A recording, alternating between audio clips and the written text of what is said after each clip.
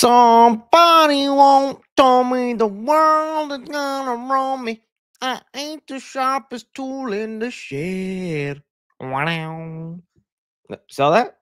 Wow. That was a good mimic. Hello, my beautiful movie peeps, and welcome to another glorious Saturday live stream. That's right, I was a little busy yesterday, but I am back because you always deserve your 2 to 3 hours of 3C every weekend. It is so nice to see the chat already going crazy. Let's see. Come on. I'm here, Bubba. I'm here. Peek, peek. Hello. Where'd it go? It's got Hey, yo, what's up? Nothing much, Jose. How you doing? Hello, Mr. Goons. Hey, that's Senor Goons to you, okay? Mr. Goons is my father. We don't speak of him. I love you. I love you guys too. Oh, it is so nice to see y'all all here on a Saturday. I hope everyone is having a great start to their weekend, doing all good. We've got some rather interesting topics to discuss here, so I'm not even going to waste more of your time because I know you got Saturday shenanigans to get to. All right, some of the things we're going to be rounding off here today, going through them. Scream 8 looks like they are going to be moving forward with that. How do we feel about it? Okay. Shrek 5. Okay. Oh, and I got it here. We're going to be getting a little bit of Senor Shrek. So be ready for that stereotype to come back. We got the plot to Shrek 5, and I really hope it's false. I really hope it's wrong. And if it is the correct plot, I need them to actually do something good because there's only a 1% chance they will. We got an actor letting it slip, looking like we're going to get X-Men versus the Fantastic Four. How cool is that going to be? We got Sam Wilson assembling his Avengers off screen. Going to be looking at that team and how we feel. Peacemaker Season 2 trailer dropped. Multiverse. We should have seen that coming with everything going on. And these terrible, horrible, no good, very bad day rumors about the Batman Part 2 losing Matt Reeves as a director. I don't like that. I don't like that. And maybe we'll throw in some Spider-Man 4 stuff here because I was seeing a little bit of Spider-Man 4 things going around right before the stream started. So I'm going to add that on there. But it is great. It is great to see all you guys. Let's see. Oh, this is a really good one. Final Destination reviews when they are in the works. I already filmed 1 through 3. Those will be, I'm still debating whether to just do all 5 reviews in one video or to break it up into 2 videos where I do part 1, we'll be reviewing 1 through 3, and then part 2 will be 4 and 5 because I got a lot of ranting to do on 4 and 5. But you know how I am when I split up the reviews. Sometimes you'll get the first part and then you won't get the next part for years. Wolverine review? It got Final Destination. It was uploaded and then a log truck hit it. And that's where that video ended up. So I might actually just put up a poll right now because there are happening either way. You're definitely getting the reviews for at least 1 through 3 because I've already filmed them and sent them to my editor, Reed. He's currently editing those right now, and they should be ready come by the beginning of next week. And I just am going to get started now on filming part 4 and 5, which, oh, man, I forgot what part 4 was like. So I'm going to put a poll up real quick on whether you would want the Final Destination reviews in one video, all 5 movies, one video, probably would be close to 50 minutes to an hour, or 2 parts where one video is like 30 minutes and then the other video is 30 minutes, breaking them up. You guys let me know. Let's see. Final Destination reviews. Okay. Have it right here. One whole video or 2-part video. Right now, you guys will vote. It is up on the poll and chat, and this will actually determine then what you prefer, because I'm still debating. Like it's because I have so many just positive, fond memories of the first 3. So it would just be talking about how much I love Final Destination and how great those kills were. And then we get to part 4, and I want to claw my eyes out. I want to jump into a hole and just never come out. And so I feel like that'd be the right way to go. It's like one video, I go, hey, look at this fun friend. What was this? What happened here? Lungs through a booty hole? How? You know? So, and 5 would be part of that video. 5 would be part of that video, which I just finished watching. And I don't want to give too much away. I remember 5 being terrible also. and it actually is not terrible. So that it would be funny to mix it up. We'll see. We'll see. Um, Super Novosi. Well, we did get the title for Godzilla Kong. I don't think it was Super Novosi though. But you guys put that right now in the chat. And then depending on what you guys say, we'll go, oh, it's pretty 50-50. Some people just want the whole video. Okay, good. Good stuff. We'll see. All right then. Let's just begin now talking about some of these topics while that poll is going up. And we'll I put Final Destino reviews. What's a Final Destino? Okay, let's just begin now. All right, so let's start off with discussing Scream 8. So we all know Scream 7 is a coming. I'm still so curious how they're going to handle the marketing and everything involved with this movie, because so far the marketing for Scream 8, Scream 7 is let's ruin all the surprises and maybe they'll forget about the controversy with the movie. That's all we've been hearing left and right is Scream 7.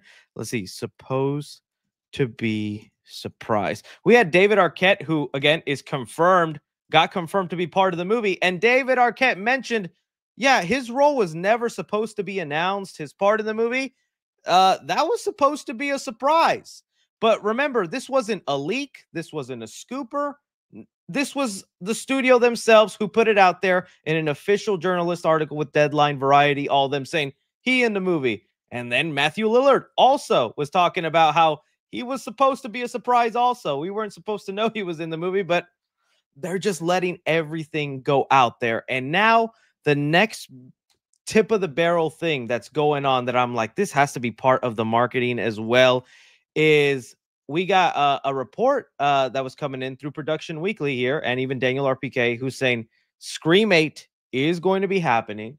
It's going to be with Sydney Prescott again. It's her story, and we will be moving forward. Now, again, I have two trains of thoughts on this because as mad as I am with the Scream 7 stuff, I'm still a fan of this franchise. I still love it, and I know I'm going to go see it opening day. And I'm hoping if Scream 8 does happen, maybe they'll throw Melissa Barrera and Jenna Ortega back in there because I would really appreciate that. But separating all that stuff aside, I mean, Sydney Prescott, I love her as a character, and I hope they do something justice with her in 7.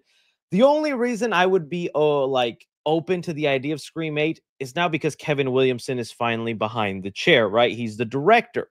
And he had a really cool trilogy idea in mind when Scream 4 was made, right? Scream 4 was supposed to be the beginning of a new trilogy. There's a whole I think there's a whole bunch of articles and stuff you can find about what the original plan was. But if you don't remember, the original plan for Scream 4, 5, and 6 was that the movie was going to end with Jill having won.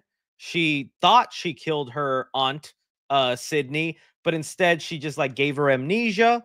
Then we would follow Sydney in college with Jill. Sydney wasn't going to college, but she was just around her niece, taking care of her, thinking maybe another Ghostface attack will happen, not realizing she was Ghostface and she just had amnesia. That part is dumb, but there would be a Ghostface coming after Jill saying, I know who you are. I know you're the real killer, and I'm going to expose you while also being Ghostface and killing other people. And I feel like that's trippy. I feel like that's so cool because that adds a different layer, right? We would have had Jill trying to do killerish things while trying to protect her secret, while there's another Ghostface trying to expose her secret. That would have been fun. And then I don't even remember what Scream, which that would have been 6 at that time would have been. But it sounded like they had a plan, like they were trying to mix it up and keep it new. And I'm thinking if this is true, and they are, well, then maybe there is another plan, and that maybe they have an interesting, innovative idea to keep it going. And for Kevin Williamson, if he's still the director here, I'd be willing to give it a chance. But all of this, we're revealing cameos, revealing returning killers, revealing, even letting it slip that, hey, we got another movie. It all feels like desperation to be like, everything's okay here. There's no fire. Come see the movie. You know, that's what it kind of ends up feeling to me. Two ghosts, Two-Face. That would have been sick. That would have been sick. Well, I mean, the thing I just mentioned, that's not going to be the plot, but it sounded cool. Someone said that sounded stupid. Then I didn't describe it right, because I remember reading that full trilogy and I was like, that sounds fun. That sounds different at least, or could have been something new. And so that's really the only thing is fine if you keep Kevin Williamson on board and have him going, because it was him and Wes Craven that were making the first four Scream movies so memorable, so good, so ahead of their time. I still think Scream 4 was so ahead. Like, did you know that movie was in 2011 and they had a guy IRL streaming through the whole film? And now in the big old year of 2025, IRL streaming is everywhere. This movie was ahead, and her motive killing for fame, dude, all of it was so ahead of its time. And I feel like that stuff is just kind of lost in the recent Scream movies where they don't feel that impactful with their message. They're just repeating plot points of the older movies. So all the drama and stuff aside, I'm only excited if Kevin Williamson is actually going to do something interesting with the brand and not just cash cowing this franchise, because it feels like that's all Spyglass wants to do, right? And we even had Jamie Kennedy, which I thought was so interesting, come out and speak out with Melissa Barrera. He's in support of her, which I'm very happy to see. That's why you're my Randy, Jamie. Jamie Kennedy said she should have never have been fired. She has her beliefs. Okay, she's allowed to have her beliefs. Other people on set have other beliefs. This is, it's the most difficult subject, one of the most difficult subjects to discuss right now in modern times. And she's brave enough to put her opinion, her belief out there. If you don't like them, call her up, talk to her. I never seen that in terms of stardom, who's so hot on the rise, just everything ripped away from a tweet. It's ridiculous. It's just going to fuel more. And that's kind of cool. But you know what that also tells me? He was probably one of the only legacy characters of Scream that didn't get that call to be like, you want to be an AI deep fake face in Scream 7 like David Arquette, Matthew Lillard, Roman Bridges? I feels like every single legacy character showing up in Scream 7 except him, and he was like, I F it. I'm just going to speak on my case then. That's what it feels like probably would happen. So, yeah. I'm still gonna give Scream 8 a chance for Sidney Prescott and Kevin Williamson. I just do think it's so weird, all these like little details. I mean, next thing you know, we're gonna get revealed Ghostface will have a hoverboard in Scream 7. Something wild. But you guys let me know. We'll see when the first trailer drops. I hope it blows me away. But Scream 8, what would you think they could do to keep it interesting, exciting, keep it going? I mean, yeah, like I would love Mr. Burr to show up, or Jenna Ortega and whatnot, but I think that's not gonna happen until Scream 20. I think that's when we're gonna get that, something like that. But need a new Malibu Most Wanted. I like Malibu Most Wanted. I probably understand that movie has aged terribly because it's all about a white guy trying to be like a black guy. But I remember laughing my butt off. That was one of those movies they played every day on Comedy Central. That, Joe Dirt, Road Trip, whatever other Comedy Central movies. I remember laughing a lot. And even Scary Movie 3 has a good Malibu Most Wanted parody in it. So yeah, good times. But yeah, you guys let me know how you feel on that. All right, let's get into some of the nitty gritty of what y'all wanted to talk about. Shrek 5, baby. Oh my Lord. Shrek World might be in danger, y'all. Shrek, I was so thrilled, so ecstatic, so out of my mind, jumping up and down that we are finally getting this movie. We had the teaser trailer released, and sure, there was, little discussions about the tweaks in the designs, not loving it. Even me, like, I mainly just don't like Donkey's design. He looks just so raggedy now, but he is a donkey, right? But all that stuff doesn't ruin my excitement, even if Shrek doesn't look like the way I remembered from my youth.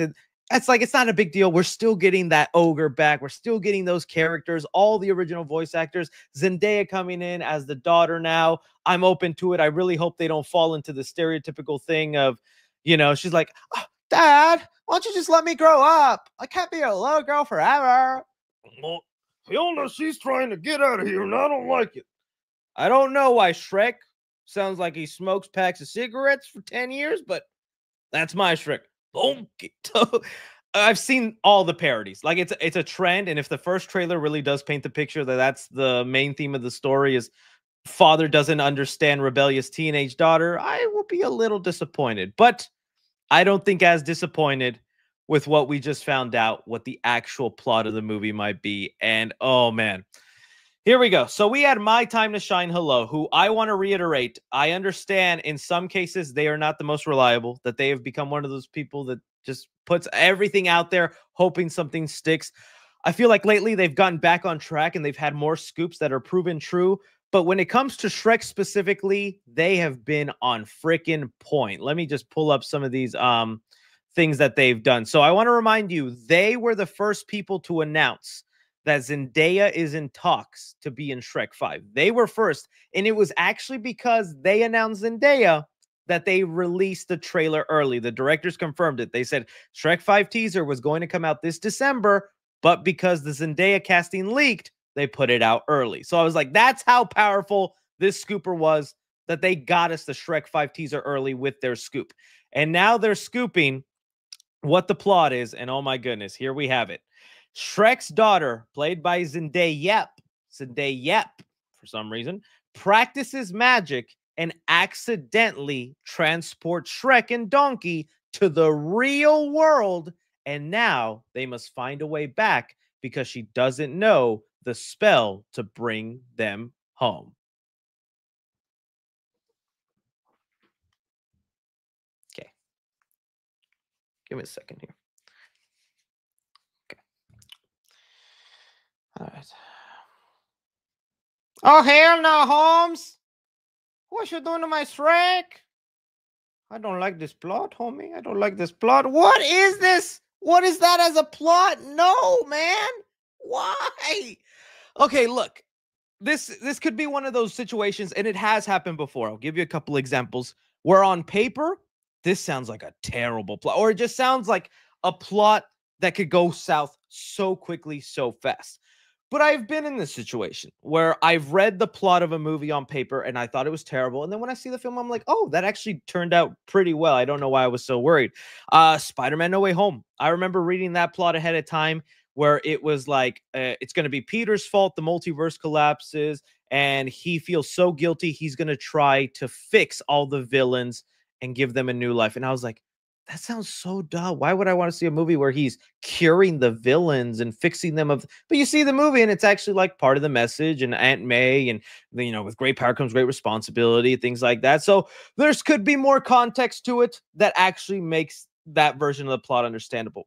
I just think animated characters jumping into the real world is almost another cliche in of itself. And again, so many layers to it. For one, you think about like the live action movies, like with Sonic, where Sonic is in his world, but then he came into the real world. The Smurfs, twice now, they were in their world. They came to New York, and even the newest Smurf movie with Rihanna as the voice, they are also coming into the real world again. It's just like, what is this fascination with made up creatures being like, what would it be like if Shrek held an iPhone? Huh? Huh? $1 billion right there, huh? I'm fired? Okay, then. Like, that's like the only thing is like, what if Shrek went into a boba shop? What? Oh, it's good, right? No, it's not. I'm so okay. So there's that part of it. I feel so cliche. I feel so dumb in that aspect. The other thing is, what is it going to look like then? That is the other huge make or break. I do not want Shrek 5 to be a mixture of CGI and live action where it's just Shrek here and I'm a real person and he's just thrown in there Roger Rabbit or freaking Looney Tunes back in action style. Please, please, please, please do not do that. I will hate that so much. If they do it in the way where it kind of pays homage to the old animation of like Shrek 1, I just write people, right? And in the real world, all the people look as horrifying and ugly as like the human Shrek, as like if this is what it looked like they went to the real world, but everybody is still animated, right? All the people, and we just have like an animated New York, animated regular people wearing suits and a briefcase going off to their jobs or Starbucks barista, whatever they end up doing. That'll cushion the blow a little bit. I'm like, okay, fine. Shrek has always had these weird human designs. Maybe it'd be kind of funny to see real life animated through Shrek's lens. You know what I mean? Like, I'll be like, okay, no, that's yeah. Never said they were going to be live action. That's what I'm hoping for, right? Again, but just saying the real world, it implies that. Does that mean it'd be live action? I doubt that. But if they go this route, okay, I'm like, okay, that's a little bit better. And then I just think about how how much fun is that even going to be on the surface of things? What will that even mean? Like, because again, it's just going to be nothing but situations of like, how funny would it be if Shrek, uh, I don't, how funny is it be if Shrek ended up at the zoo? He sees a real donkey and goes, "Donkey, why aren't you speaking? Donkey," because it's a real donkey and donkeys don't speak in our world. Oh, he's gonna come across a couple of pigs and be like, "Piggies, how do I get out of here?" Clink, clink, clink, clink. Because piggies don't talk in our world. Like, that's just the scenarios I'm seeing. It's gonna be 2.5. It's gonna be an hour and a half of just those kind of skits of Shrek thinking everything is like his fairy tale world, but it's like, he's gonna go up to like a little doll they sell at the toy store and be like, "Pinocchio, help me! How do I get out?" "I love you." Whatever speaking box a toy has, and it's gonna be nothing but that. So I really hope they do something more clever and creative with that. Maybe it could be fun. It all depends where they land in the real world. Do they go to New York? Do they go to some Midwestern town? Do they go to California? Do they go to Miami? Like the location and where they end up could be a big deal. And how will that even work then also when Shrek is an ogre? He's a big green guy. How's he going to get around the real world when that happens? And like Donkey can kind of blend in, but once he starts talking, everybody's going to be like, "Oh, donkeys don't talk." So, okay, fine. That aside, I don't mind the angle that Shrek's daughter practices magic. That could be interesting. I think there's a lot of young girls growing up that they get into like magic and stuff like that. Like I could think about like so many magic things like Twitches or growing up girls get into like astrology and stars and signs. So I was like, I don't know, there's like that little relatable factor in there. And in the fairy tale world, she actually starts practicing some witchcrafty and stuff. That could be cool. I could see that. So maybe she'll have more magical powers throughout it. I really don't mind that angle. I just hope it doesn't stick too much to the cliche of like, "Daddy, let me grow up. You never understand me, Daddy." I'm trying really hard to like be okay with this, be fine. And I'm a grown man complaining about a little animated movie. I get my stance. I know how ridiculous I sound, but Shrek was my god growing up, okay? I worship this green ogre. And to see how they've massacred my boy, it gets to me. It gets to me. I'm allowed to complain a little bit, but I'm gonna give it a chance when it comes out, and I'm gonna see what happens. And hopefully Zendaya Yap can pull it off.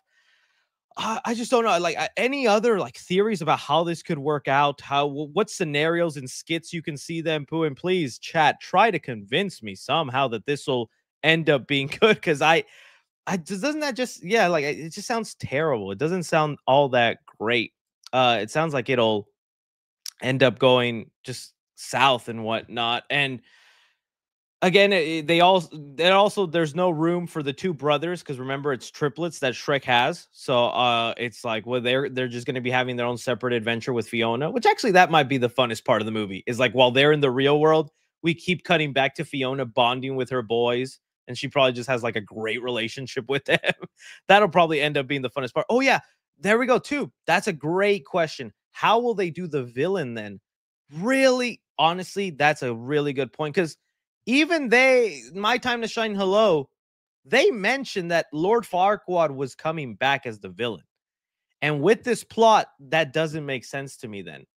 How does Lord Farquaad come into this world unless, and this would be horrible, they just find a little person there and they do the joke that that's Lord Farquaad because Lord Farquaad was little and that dude little. Lord Farquaad, please don't do that. Please don't do that, Shrek. God. I just can't. Oh, dude, and with the real life plot, I just saw someone mention it. This is their way they can include TikTok into the movie. The teaser trailer had TikTok as like their fairy tale world. Now they can have the real TikTok in this movie. I just it's that good. It says here, fairy godmother was sent to the real world in Shrek 2. Oh, you know what? Maybe there's been other characters that have escaped. Someone says, no, the real world is a universe where he never died because ogres and dragons aren't real in it. Okay, something. Villain can be corporations. Usually is in these animated movies. Maybe Farquaad came to the real world and is a CEO now. Okay. Okay. See, because the last we saw of Farquaad, Lord Farquaad, he was eaten by a dragon. I don't know how getting eaten by a dragon sends you to the real world, but maybe that's just what happens, right? I don't know. So we'll see, man. I'm just not too excited about this. This is a plot that let me down. Whenever they talked about going into another world, I was expecting maybe something a little different, maybe a different version of a fairy tale universe, something parallel, multiverse esque. But just going to the real world, I'm not crazy about that. But I'm gonna keep an open mind and hope it doesn't end up a disaster. But right now, this plot gives me very much worrying vibes on the movie. Very much worrying vibes on the movie. So we'll see. We'll see what happens.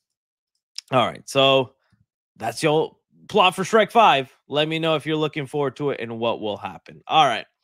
Let's move on now to talk about some Avengers Doomsday. So, Avengers Doomsday is quickly approaching. They're filming it right now. I think it's so exciting.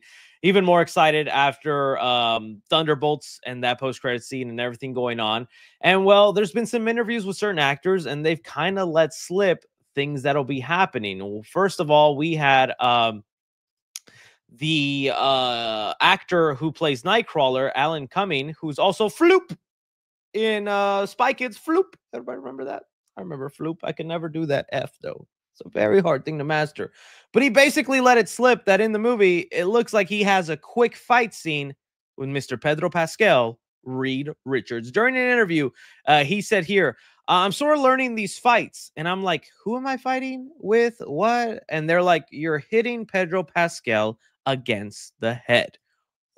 Ooh, so obviously very small, and it doesn't mean there will be this big buildup to their fight. Like this could literally just be a situation where they have one little hit with one another and something bigger is going on. But this to me still paints the picture that at some point the X-Men have a small tussle with the Fantastic Four. Because no way Reed Richards is just on his own fighting against them. And dude, that's just like, woo, that's exciting, dude. That's so fun to who would have thought?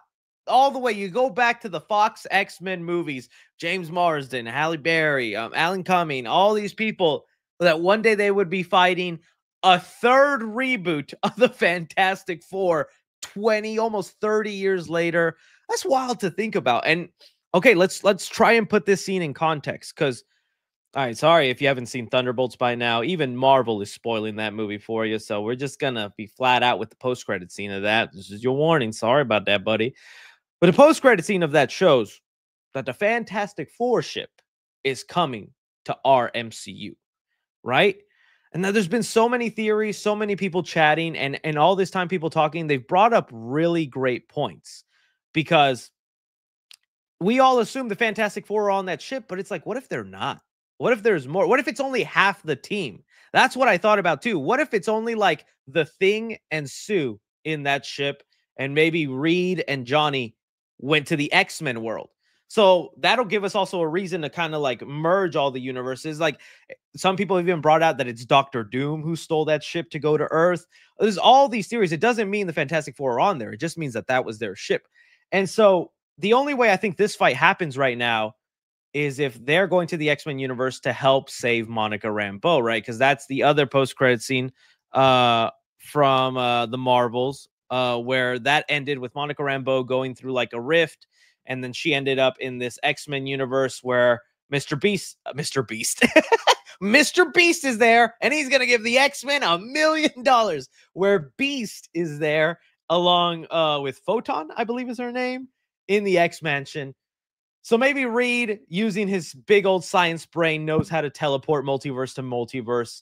Once they get there, the X-Men see them as a threat, because it's like, what are you doing in our universe? And then they have a quick little fight. That's awesome. I think that's so cool to have that happen there. But even I think it's a cooler idea to split the Fantastic Four. Like half of them end up in our MCU and the other half end up in the X-Men, and they have to somehow merge. And that's just part of the movie I never really thought about. Like, we are going to have scenes like that where they're enemies for a little bit. And even afterwards in Secret Wars, they kind of have to be enemies again, because the whole comic is about we have to destroy their Earth before they destroy ours. So it just leads to a lot of cool things. And it's going to be a lot of fights that we didn't expect to happen. Uh, this is also where I guess I want to go into the next point, that we have gotten a little tidbit that Sam Wilson will be forming his Avengers off screen, which I think kind of sucks. I think that should have been the plot of his Avenger movie. We had Alex from the Cosmic Circus, who does really great reporting, is pretty much on point all the time. Says here that Sam Wilson has reportedly recruited his Avengers team off screen in the MCU. And again, the post-credit scene of Thunderbolts insinuates that, with Sam Wilson being mad that the Thunderbolts are the new official Avengers. He's even going to copyright the name, and that he has his own team being built. And I also, someone pulled up a clip from the end of Brave New World, and yeah, in the hospital when he's talking to the new Falcon, he's like, "The world needs the Avengers," basically meaning he's assembling them. Would have been great though if that was the plot of the movie, is him putting the team together, and would have been good to see them all fight the Red Hulk. I do just still think it's so funny, the people who are just not on Sam Wilson. Oh, see, right here, right here. This is, you're pissing me off. You're pissing me off, Mr. Fox. I am shocked the amount of people that are not with Sam Wilson, because Sam Wilson, I think, is on the right side right now. But everybody's like, new Avengers over Sam. Sam is so petty. How could he be copyright? And I'm like, what? Steve gave him the shield. All right. These are criminals put together a team. These are the good guys. And I like the criminals. I like the government official team. You're pissing me off. I get it. John Walker is a cool dude. I get it. He's relatable and whatnot, but obviously it's just jokes and all that. But it is funny to see how there's like a new Civil War being started, even though I don't know if they're ever planned to do Civil War 2. Because I think in the comics, Civil War 2, the storyline for that is that there is a new technology or a mutant with a power where they can see the future and they know when someone's going to commit a crime. I might be getting it wrong. You can correct me. But this is the plot for Civil War 2 in the comics. There's a mutant or a technology that lets them see the future, knowing when someone does a crime. And so half of the Avengers decide, okay, let's just use that power and arrest them before they commit the crime. While other Avengers are like, no, that's not right. We should let them do the crime. Then we have a real reason to arrest them. And then people are like, well, why would we let them kill somebody and then arrest? Like, it's a whole thing, right? Obviously, I don't think that's going to be the plot of Civil War 2, because they haven't set that up. Right now, with what they have set up, is just they're fighting for the name of the Avenger team. Let me pull up because someone did some great art where it has all the Avengers here. If you guys know who did this art, let me know, because I've been trying to find it online. This image has just been circulating like crazy, but it paints the picture really well of like what Civil War 2 could be like. And again, just like we had Nightcrawler and the Fantastic Four, the X-Men and Fantastic Four fight each other, there's going to be, I think, a small scene in Avengers Doomsday where we have Avengers versus the Avengers with a Z.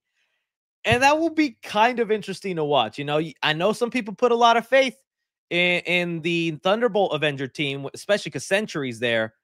But I don't know. Sam Wilson got a Black Panther, got a Shang-Chi, got a She-Hulk. Yeah, we have a She-Hulk. And then she starts twerking. Those thunderclaps, dead. All the Thunderbolt Avengers, dead. That's what I want to see in Avengers Doomsday, and I hope it happens. Someone said Zack Snyder. He would make those thunderclaps in slow motion, and just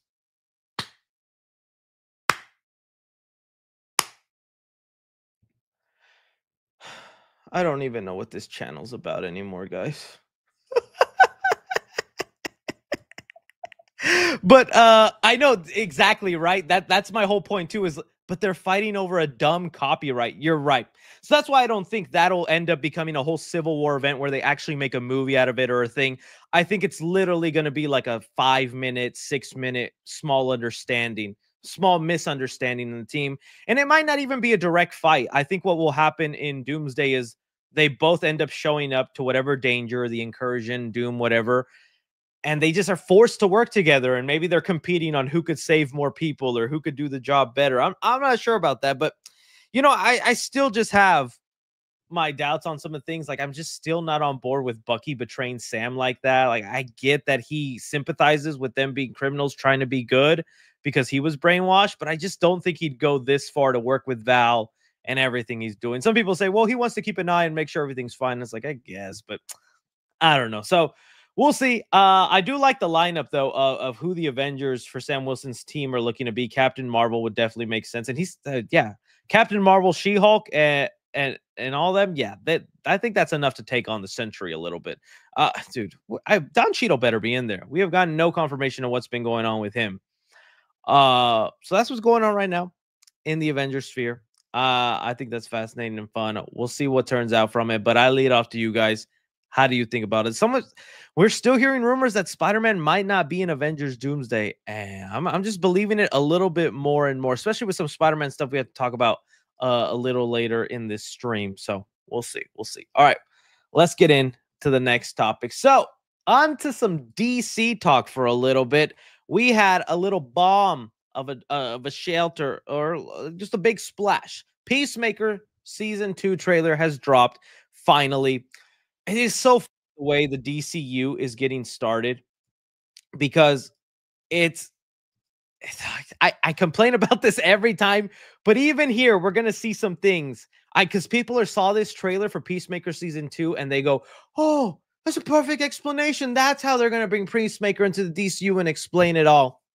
Give me a second to explain this out. Okay, so it looks like at the beginning here, we are having Peacemaker, who I'm loving his suit. Like, it's very vibrant, colorful. It's popping out really good. It's honestly reminding me a lot of the material of the new Superman suit. But here, Peacemaker looks to be auditioning for a spot in this Maxwell Lord team, which makes me wonder then if Peacemaker actually takes place before the events of Superman. I don't think there's been a confirmation yet, but seeing all of them, Isabella Merced, Hawk Girl, and Guy Gardner, Green Lantern, in these corporate suits that we know will be a plot point in Superman, and that they're still in it, I'm like, well, then no way Peacemaker season 2 takes place, whatchamacallit, after Superman. So this is still before, when they're yeah, it makes sense. It comes out before Superman. Yeah, I don't even know why I felt the need to point that out. But still, it's like, oh, it does make sense. But I thought it's still worth saying it out loud, because I was seeing a lot of people going, now that we've seen these suits twice, because these are awful suits, by the way. I hate these suits. And I think you're supposed to also hate these suits, because, again, it's treating superheroes like a corporation, like a brand, and that's just not the right way. But even joking around, and dude, Isabella Merced. Ay, Dios mío. They reject him. They make fun of him. It's all sad and dandy. I think that's going to be a big plot point to how he joins the DCU. So he feels like a joke, and it feels like a big season is a reflection of that. Is like Peacemaker and his team. We just saved the world. We saved the universe. We saved people, and everybody still thinks we're a joke. No one respects us. Everyone makes fun of us. I forget how to say her name. Harcraft is in therapy or whatever, and she's being like just talked down on, and she's going crazy. I think that's going to be the reason for why Peacemaker jumps over, because then we get to a scene here at the end that everyone's talking about, where Peacemaker in his tidy whities goes through a portal. This is, again, the basement, probably like a pocket dimension of his dad, and there's doors that looks like to go to different universes. He goes through one door, and he ends up in what looks like a mansion. Looks like a very cozy house. And a lot of people think then this is the real DCU. This is the actual new DCU. This is the multiverse, and that's how we're going to jump over this Peacemaker into James Gunn's new universe. And I can understand that, right? Because let's say, look, here's what I wrote. If you know the inside joke, you know the inside joke, right? But I was whatchamacallit, I was thinking about it, and I said, what if at the end of the season, Peacemaker kills Peacemaker, says, "Peacemaker, what a joke," and then wears Peacemaker's suit in his honor? Mind blown. That's a real possibility now. If this is the real DCU, where David Cornsweat's Superman exists, because remember, technically the universe that this John Cena comes from, we have Jason Momoa Aquaman, we have Ezra Miller Flash, we have Henry Cavill's Superman, all those people there. And in this universe, it's David Cornsweat Superman and all the other stuff that we've been seeing now. So it could be like, at the end of the season, this Peacemaker, this John Cena, he's tired of being seen as a joke in his universe. No one respects him. No one likes him. Everybody makes fun of him, even though he just saved the universe, which is exactly what we get in this scene, is them making fun of him, saying he sucks and he doesn't feel respected. If he gets the opportunity now to take over the life of another Peacemaker who has a mansion, this is clearly Peacemaker's house. He has a mansion. He's probably successful and he's right there. Well, then why wouldn't that Peacemaker actually kill this Peacemaker and then just live his life and boom, bada bing, there you go. They all now live in the DCU and that's how we get rid of it, right? Like, I feel like that's actually what could happen in this movie and go down. And then maybe the rest of the season is this Peacemaker having to adjust to this Peacemaker's life, understand the differences between his upbringing and this universe's upbringing, something like that. The only problem with that, if that is actually the case, and if that is what goes down, it is still confusing and it still doesn't exactly make sense because we have this situation here of the same thing happening where these guys who are in Superman are also doing the corporate thing, the suits and all that. It's like it feels like, so is he already in David Cornsweat's world, or is this exact same superhero corporate thing also happening in the other DCU? Or are they just overlapping things? Or is this not even the multiverse and it's just another thing? Because I saw some people say that maybe this is just John Cena's brother, because there is a plot point that maybe the brother comes back. There's been like set photos of like pictures and stuff like that. So it's just, again, it's just so weird that we have to overcomplicate and make up these weird plot reasons of multiverse, hopping, switching places, when it's like, why couldn't we just hit the reboot button? Why couldn't we just wipe the slate clean, start afresh? Why does the new DCU have to start with Superman, season 2 of a show, Clayface, Supergirl? It's like, what? Imagine if that's how the MCU started, right? Is we got Iron Man, then Guardians of the Galaxy, season 1 of Ironheart. It's like, who created this design?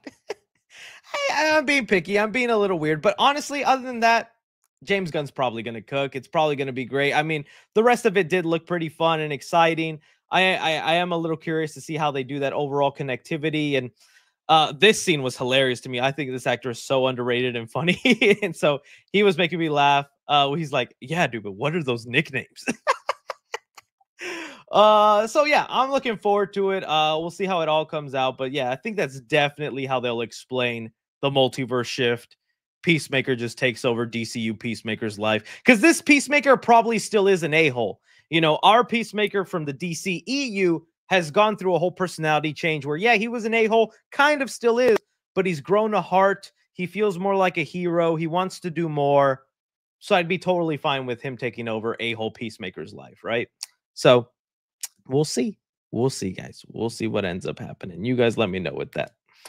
All right, let's begin now with the Batman Part 2. Oh, dude, there is just insanity with the Batman. It feels like every time we talk about it, it's nothing but bad news, nothing but terrible things happening. And well, let's just talk about this latest one. Okay, so the big thing going around right now is we're still wondering, dude, when is Batman Part 2 going to start filming? Because nothing has been beginning. The last rumor was that the Batman Part 2 would begin filming at the end of this year and that it would hit their 2027 release date, right? Well, a new thing had come out from Production Weekly. And again, I want to remind you guys, Production Weekly isn't really a news website. It's not a publication. It's not like where you can just read headlines.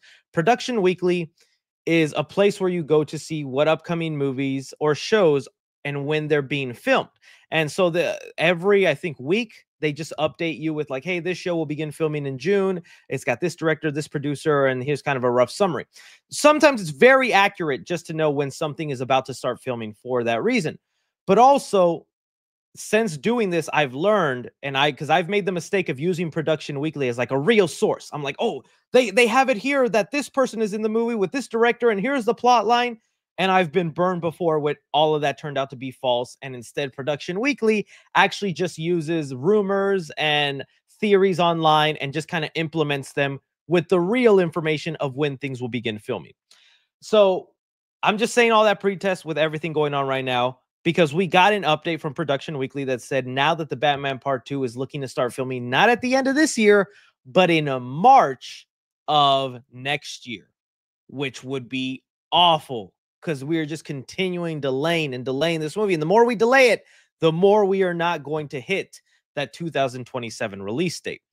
But the big thing that people noticed this time around is that Production Weekly did not list a director, making it look like Matt Reeves is not directing the Batman Part 2. And here's someone who paid close attention and mentioned there's a rumor going around that Matt Reeves dropped out of the Batman Part 2 due to the Production Weekly sheet that doesn't list a director. However, it's important to note that a director hasn't been listed since December of 2023, long before any rumors of the delays and sprung. So we've continuously gotten updates of when the Batman Part 2 will film. And right now, I'm only believing the part about it saying that it's now filming in March instead of the end of this year. But the fact that there's no director on there hasn't been a director put on the Production Weekly list since 2023. So that doesn't scare me.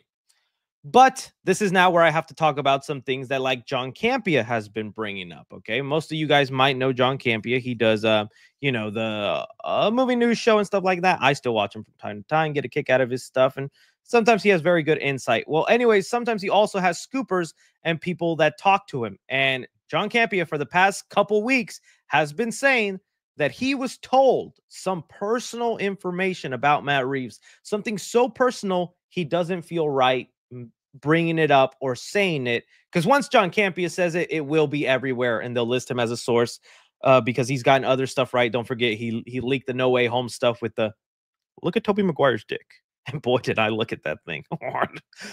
And so I think what he's implying, and again, I have no knowledge, I know nothing, I'm just like you reading all these articles, but from what scoopers, John Campea, everyone is saying, the conclusion that is becoming more likely, which is very unfortunate.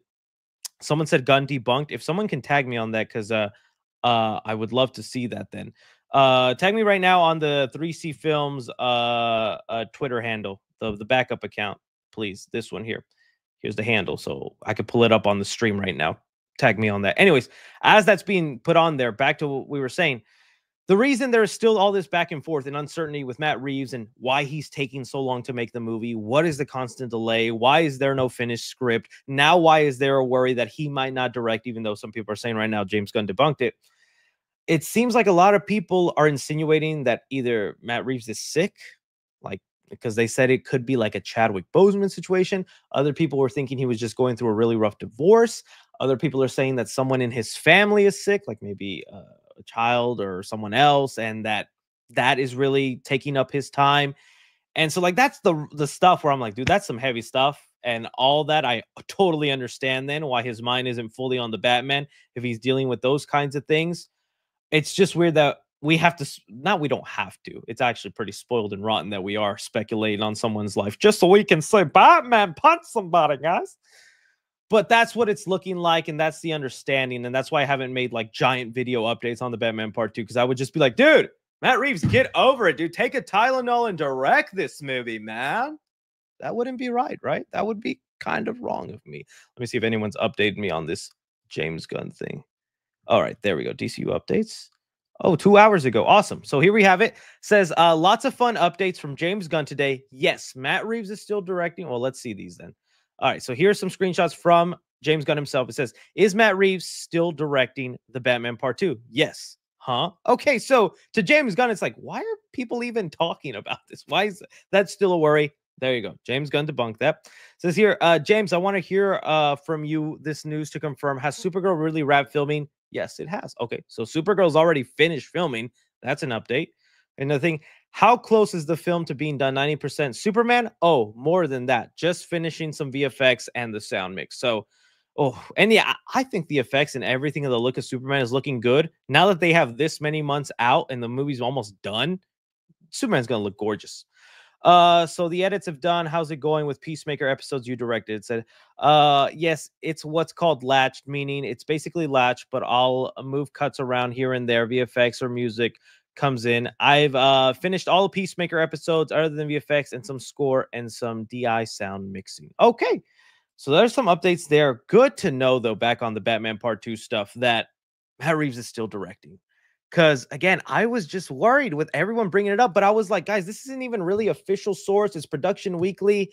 They can't be that trusted and whatnot, but everybody was just like, oh, he's gone. He's fired. He's leaving the project. James Gunn's still sounding like, no, he's doing it and it's happening.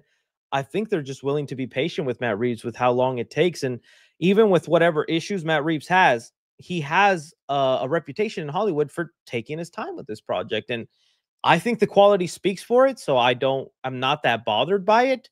But I think the more we delay, the more we come closer with like the Batman and DCU Batman Brave and the Bold overlapping. And that just might not cause confusion with the audience, but one another could hurt each other, where some people might not go see DC James Gunn's Batman because it's like, well, we like Robert Pattinson. Well, some people might see the new Batman and go, well, then why do I care about Robert Pattinson now? Let me see this Batman. When I'm just going to be like, I two Batmans, give them to me, you know? So, yeah, good to know. And thank you guys for that. That's why I do these lives. So you guys can you imagine if I did a whole video going, Matt Reeves might not be backed. Let me do this cringy intro. This is good that we are able to do this live and see that. So there you go.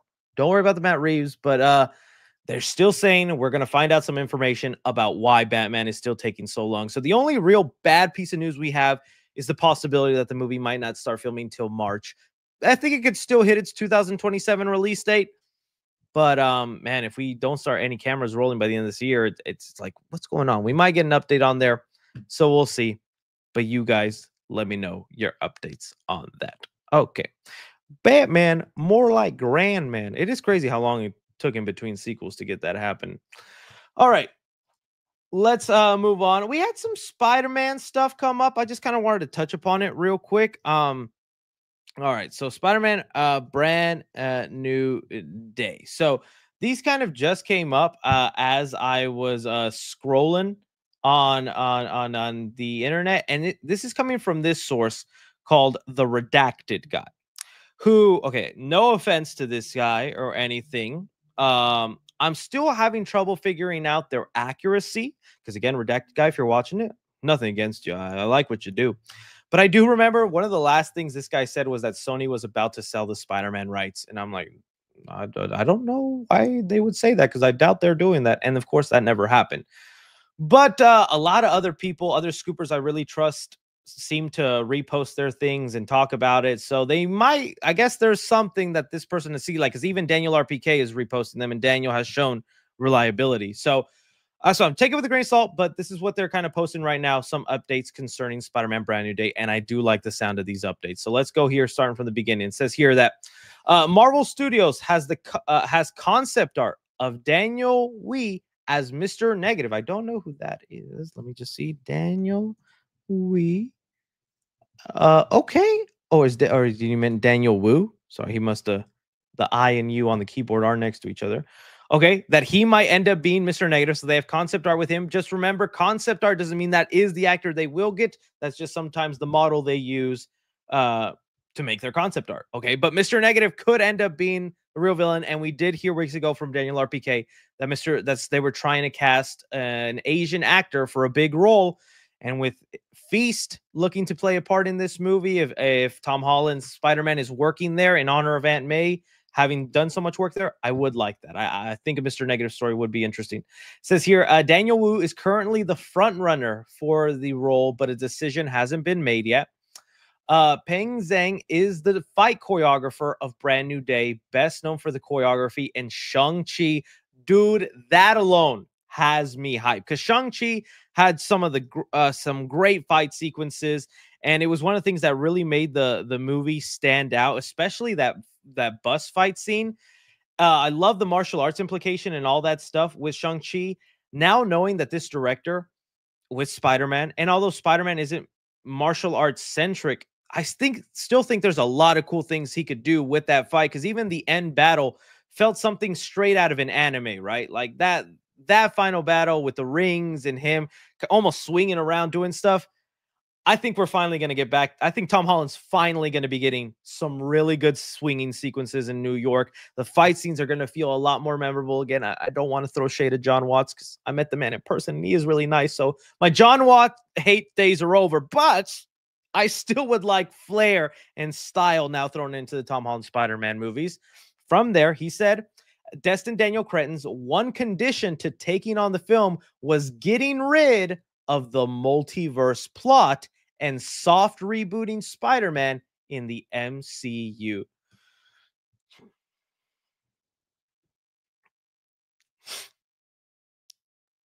This means something to me, man. Okay, thank you. Thank you, Shang-Chi director.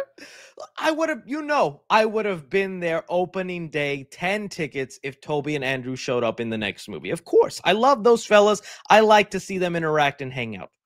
But I felt it was too soon. No Way, we just got that in No Way Home. I kind of with the way No Way Home ended and Spider-Man in that a little apartment. Let's see, No Way Home ending, and him on his own, having to get a job, doing all that. Like, dude, that tingled my spider senses, and that had me so excited to just see a classic Spider-Man story. And if that's true, where the director had so much power or had enough credibility where they're like, I'll do the movie, but I don't want to do a multiverse plot. I don't want to have just cameos and portals opening. I want to kind of just soft reboot Spider-Man. And it feels like he won because the title actually is Brand New Day. Like, if that doesn't scream out more soft reboot than anything, then what does, right? It's a brand new day. It's a new start. It's starting fresh, grounded story, good fight sequences.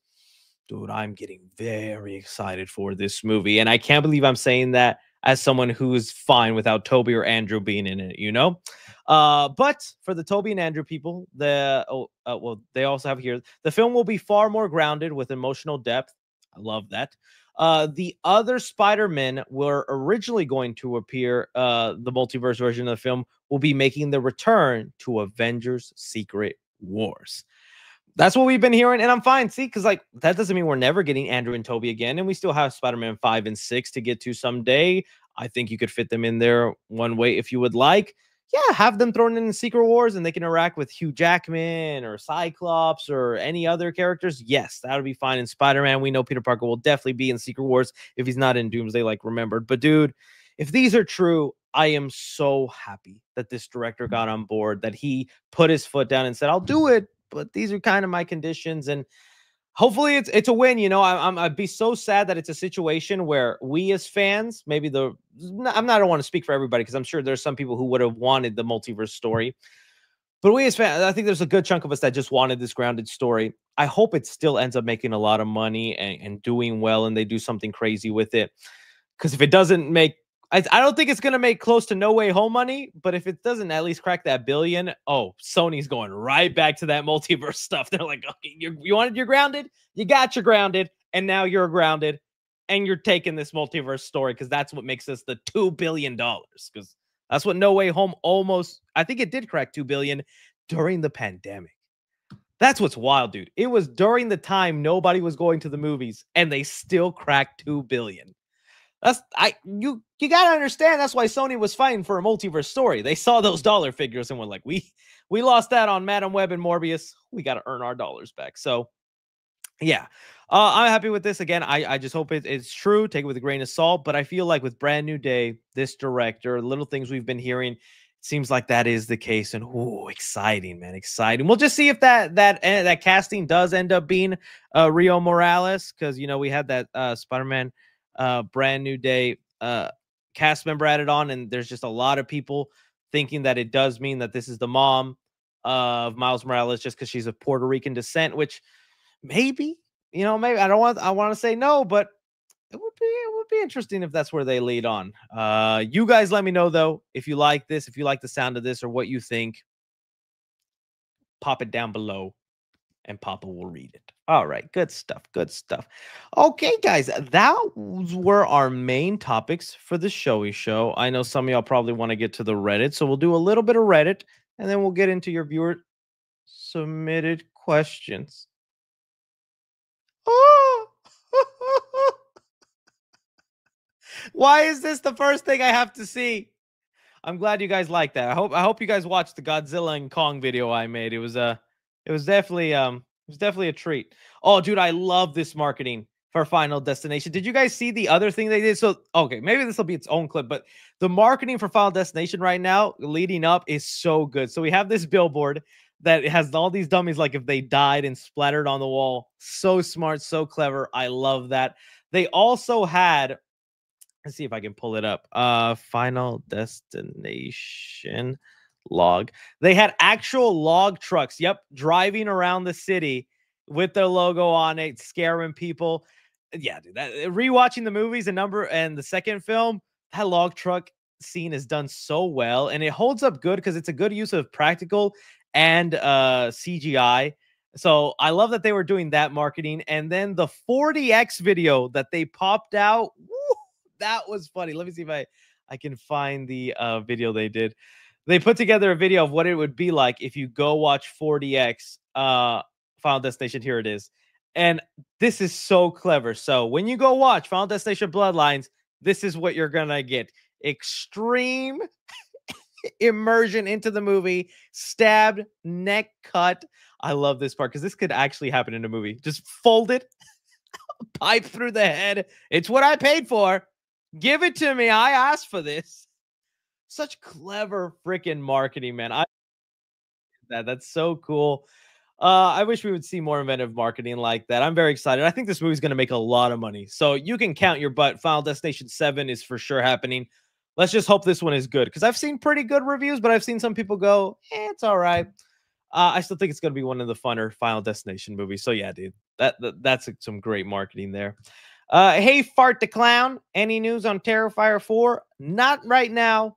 There's no news. I think Damien Leone just said he finished writing the movie. He's very confident in it. Says very bloody. He's gonna reveal Art the Clown's origin in it in full detail now. So I'm looking forward to it, and I can't wait to dress like Fart again.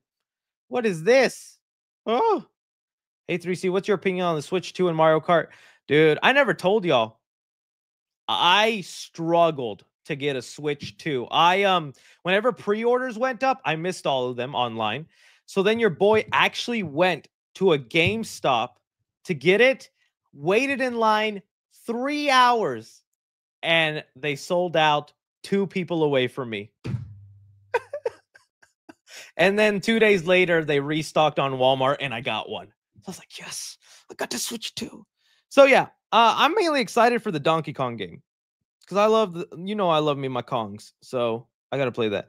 3C, what's your favorite detergenist in fiction? Detergenist. What the look up what that means. Let me see here. Oh, okay. The person's second importance to the protagonist. Oh, I didn't know there was an official name for that. Oh, that's a go. I mean, we were just talking about Shrek, so donkey, I guess. Would Doc Brown count then in the Back to the Future franchise? I like Doc Brown, and he gets a lot of story time in the third movie. Who's a good secondary side main character? There's a lot of I'm blanking out right now, but you guys are about to see. Jim Gordon in the Batman was pretty good. Jim Gordon in the Batman. Mike Wazowski. Yep, Mike Wazowski is a good one. Mike Wazowski. Bumblebee is a good choice. Wolverine, yes, but then it became Wolverine as the main character as the movies went on, right? So, but you're right, Wolverine in the earlier movies. Oh, Robin, there we go. Done and done. Oh, Buzz, my father. Buzz Lightyear, Star Command here. Buzz Lightyear, yep. Buzz Lightyear is good. Chris Tucker in Rush Hour. That one is hard. I guess, is Jackie Chan the main character? They share the spotlight pretty well, but Chris Tucker, yeah, definitely is up there. Some good choices. Good job, guys.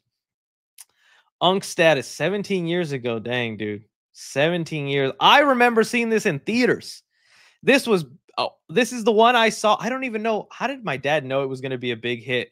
This is one I saw back when they had midnight screenings, that where you go on Thursday night, even though I had school the next day, my dad had to work the next day. We went at 12 at night when that was a regular thing. Nowadays, they're all at 7 on a Thursday. But that was one I saw 12 midnight, and I loved it. It was such a great movie. And I was like, that was cool. And I never knew what all would come from it. We just talked about the Shrek 5 plot, some stuff there.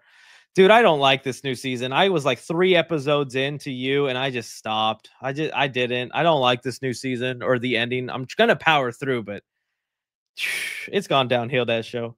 How we reacted to giving to 3C giving us the biggest hot take of the time. Oh yeah. My ranking of the post Endgame movies. Lot of hot takes on that one. My thoughts on GTA 6, like I'm interested to see it. This will actually be my first GTA game unless I play GTA 5 before the new one comes out, which now I do have plenty of time to do. But this will be my first GTA game because I've only ever played, I think, San Andreas. But when I play it, I was just free roaming, stealing cars, killing people, going to the strip club. So this will actually be the first like GTA game I actually play the story, and it looks intriguing. I'm curious. I definitely like that people compare them to like Paul Walker and so is it Sofia Vergara? No, it's Eva Mendes. Eva Mendes from Fast and Furious 2. That's pretty funny. Good stuff there. Some nice things. Some pop rocks. Up. Yeah, see, so I'm thinking this is in the DCU, the James Gunn universe. So once Peacemaker steps in, his dad is still alive because his dad didn't die, and his brother is still alive because Peacemaker didn't accidentally kill him as children. And that'll be the biggest difference between DCEU Peacemaker and, DCU Peacemaker. And I think he has to come to terms with that. He might even have to end up killing his dad and brother again because he's like, these guys are evil and I'm not evil anymore, So we'll see. We'll see. Chica, me next, Chica. Abysmal. Me hearing about that Shrek 5 plot, Martin Scorsese would definitely disapprove. Oh, how Godzilla X Kong Supernova ends. Oh, it's always fun time with you. It was so funny having to convince my lady to do that. She's like, "You want me to do what? Just do it. My audience will love it." Oh yeah, we've been through that scene. What is this? This happened literally like 20 minutes ago. How do y'all screenshot me doing that? That looks so awful. I hate that. We got the McDonald's things. Teaser for Squid Game season 3 looks nice. When she asks, why you want to go see Split Fiction? Oh, for Sydney Sweeney? That's why I did. 100 men versus one gorilla. Oh, I'm winning. What is all this? Oh my goodness. I don't even want to comment on that. Yes, right when I stopped collecting Funko, I think I'm still going to buy these though. This and maybe the Superman ones. I've slowed down on my collecting. I don't get all the ones that come out now, but if you are a Funko Pop collector or still are, you know how expensive the old Saw Pops are. So the fact that they're coming out with new ones, that's exciting. That's exciting. So I'll definitely probably be checking those out. All right. Oh, just this image is going to haunt me like so many others. All right. Good stuff. Dude, we were intense. We were in it. Kong and I didn't hold back. Good stuff. Good stuff. All right, then. Let's get onto these super chatty chats because that was a little too much. You skipped my post on Thunderbolts. What about Thunderbolts? Let me see. Skip my post on Thunderbolts. I see nothing interesting about Thunderbolts. Thunderbolts. I'll scroll and don't see nothing about no Thunderbolts. Hey, let's move on. Update on Ironheart. Dude, I just don't know where that trailer is. Or Iron Lung, the Markiplier movie. There's been no update. I'm wondering when that's going to come out and what's going to be happening. I do want to see it, though. Markiplier is great. So, all right. Let's get into these super chats then, guys. Let's move on. Let me move this to the side. And that way, I can just be doing this. And then I go right back to the Final Destination videos. Okay. Muffin Boy says, what are your thoughts on the GTA 6 trailer? Oh, yeah, so I just talked about it. Like I said, it'll be my first GTA game.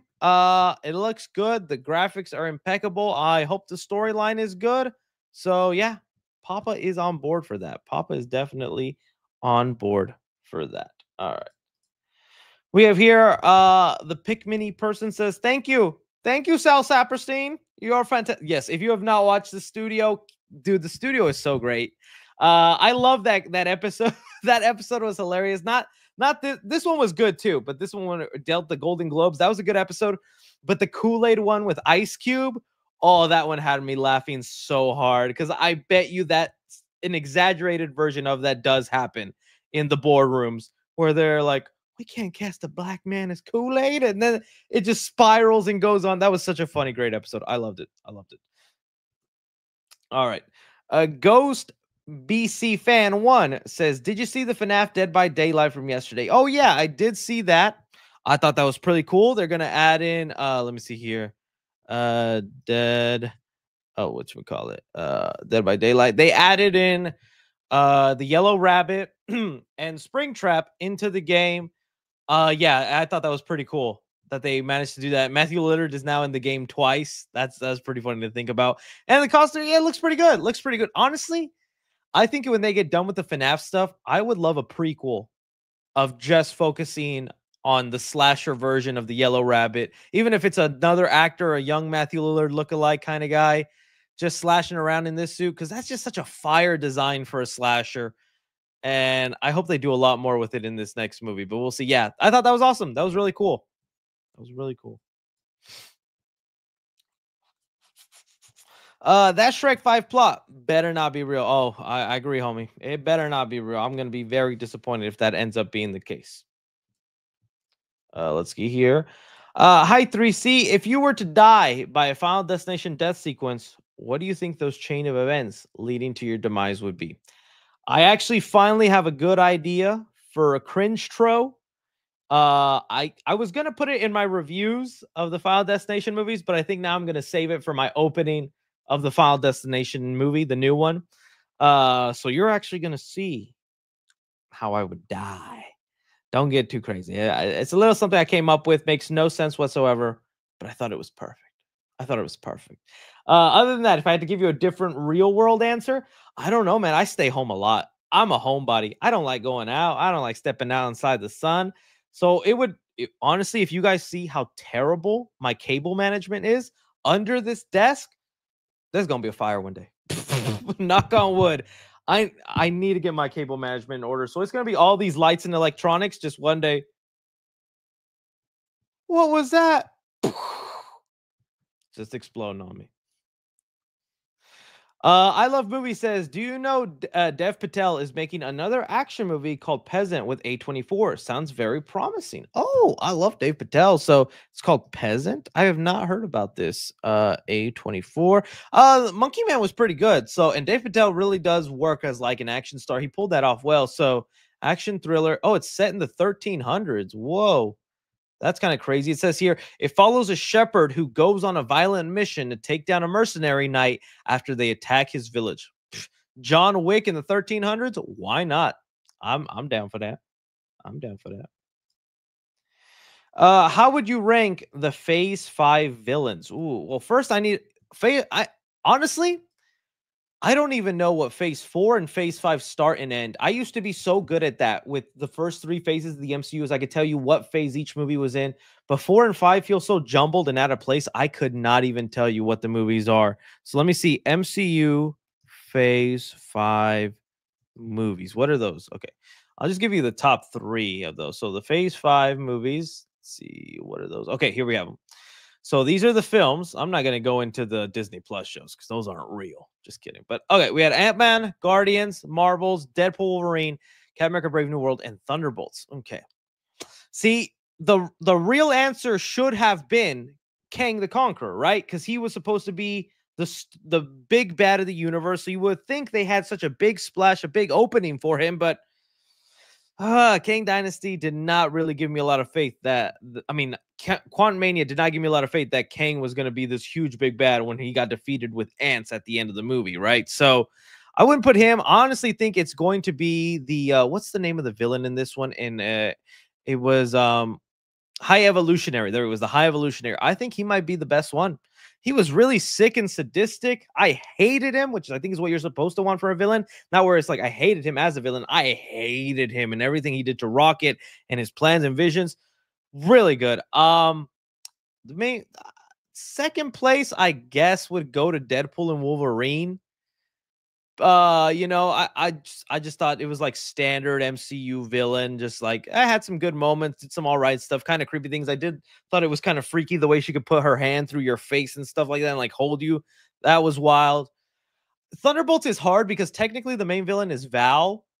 I don't know if you'd really count Sentry as the main villain, you know? So, yeah, and then everybody else is just kind of in the same. It's pretty sad, honestly. I can't believe this is a phase. This isn't a phase that makes sense to me. It's like what did we accomplish? Okay, the biggest things was well, Kang's not our bad guy, so we're not talking about that. Monica Rambeau ends up with the X-Men. We meet the X-Men in Deadpool Wolverine. Nothing in Brave New World except that Sam might recruit the Avengers.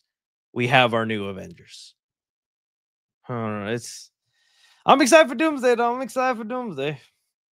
Okay, Chris, did you hear that they're filming Doom versus Magneto? I saw someone tweet about that, but I couldn't find the original source or the tweet that comes from. So I would bet that's a real thing. I wonder how that would go too, because Magneto can just take off his mask unless Doom's mask is made out of some material that Magneto can't control. But sure, I'm sure something like that is happening.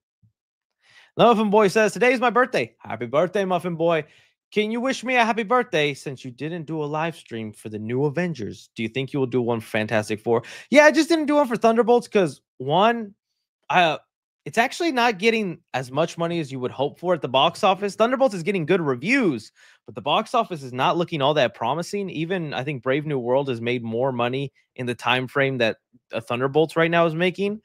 And so with that also translates not as much money. Not a lot of people saw it. So like even I just didn't think there was enough an audience to then do the spoiler review is what I'm saying. And either way, we would just be mainly talking about that post-credit scene. With Fantastic Four, I definitely think that leaves more room for us to do a live stream and talk so much more about, because I think there's going to be a lot of universal implications with the way that world works and the way it's going to end and connect to Doomsday. So yeah, for sure. Really wish you were here says favorite January movie of all time, Horror 1-2. The last couple ones I remember actually really liking were like Scream 5 or just Scream. Like I actually enjoyed that. I was scared when that came out in January that it was going to be abysmal, but it was actually pleasant. Megan was also another pleasant one where I was like, that wasn't bad. What was the other? There's a January. Wasn't Invisible Man one, or was that February? We're good. January best movies. Oh, Paddington apparently is one of those movies. Okay. Yeah, I'm going through a list of what some that people have mentioned. Someone said Silence of the Lambs. Well, I probably was alive. No, I don't think I was alive when Silence of the Lamb came out. Megan. Let's see here. Some people are saying Night Swim. No. Wolfman disappointed me. Night Swim, no. Wolfman really disappointed me. I wanted that to be good. Cloverfield was a January movie. I didn't know that. Ooh. Split was a January movie. That one's actually a really good one. I liked it more than Glass. Those are some of the ones that can come to mind, though. Good stuff. Good stuff. Characters you don't want to see in Secret after Secret Wars. Okay. It's gonna be hard, but I think we leave behind legacy characters. I think after Secret Wars, it's like we've done, especially with Deadpool, Wolverine, and now what we're about to get in Doomsday. We're really paying homage to the older Fox people. You know, we're probably gonna get cameos from like the old Fantastic Four.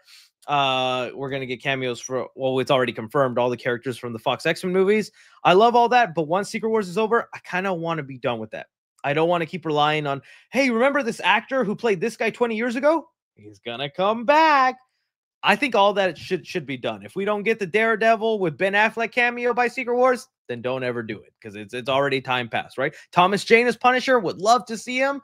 If nothing happened, don't bring him. But so like people like that, so like all the old legacy characters that we're trying to pay respects to, if they don't show up in Secret Wars, I don't want to see you again nostalgia baiting with doing that afterwards. It's just like it's done. Even Tobey Maguire and Andrew Garfield to that extent. I love them, but I think after Secret Wars, it's like, okay, we hit the peak of that, and we shouldn't be, unless it's like some sort of Spider-Verse event, live action, where they try to do it. I'll maybe forgive it because that, Spider-Verse is an event that happens. But other than that, yeah, I think it's that. It's legacy characters that were like played this superhero years ago. After Secret Wars, I don't think it should really be all that done anymore. Even like a Robert Downey Jr. or a Chris Evans, or trying to think of other people, like all of them. It's just like Secret Wars is your peak moment. Now let's just keep focusing on the new and the soft rebooted MCU. Uh, the Horkland Demon says, you haven't talked about FNAF movie 3 filming this year. Also, TV show that's being made. Also, FNAF and Lillard in Dead by Daylight. Well, it's because the filming this year doesn't, there's no credible, whatchamacallit, reports on it. It was just other people mentioning it. As far as the TV show, they just said one is in the works. So I wouldn't know what it would be. Like I said, I wouldn't mind a Yellow Rabbit prequel. So maybe a TV show on the Yellow Rabbit days and his first couple of kills. I think that'd be crazy. But for FNAF 3 is getting made for sure, but I don't know if I buy that they would already start filming this year. They would want to actually see the fan discourse and what they had to say about the second movie, because I'm sure they'd want to implement some of that feedback into the third film. The Muffin Boy says, I saw the new Avengers on Thursday. Hot take, the MCU is not back yet. We need to wait until Fantastic Four. Okay, sure. I mean, I still think they're on the right track. I just think the MCU isn't back until we've had 3 back-to-back great movies. And right now we're on 1 with Avengers. Hopefully Fantastic Four will be 2. And then when Doomsday comes out, that's 3. And it's locked in. It's locked in. We back, boys.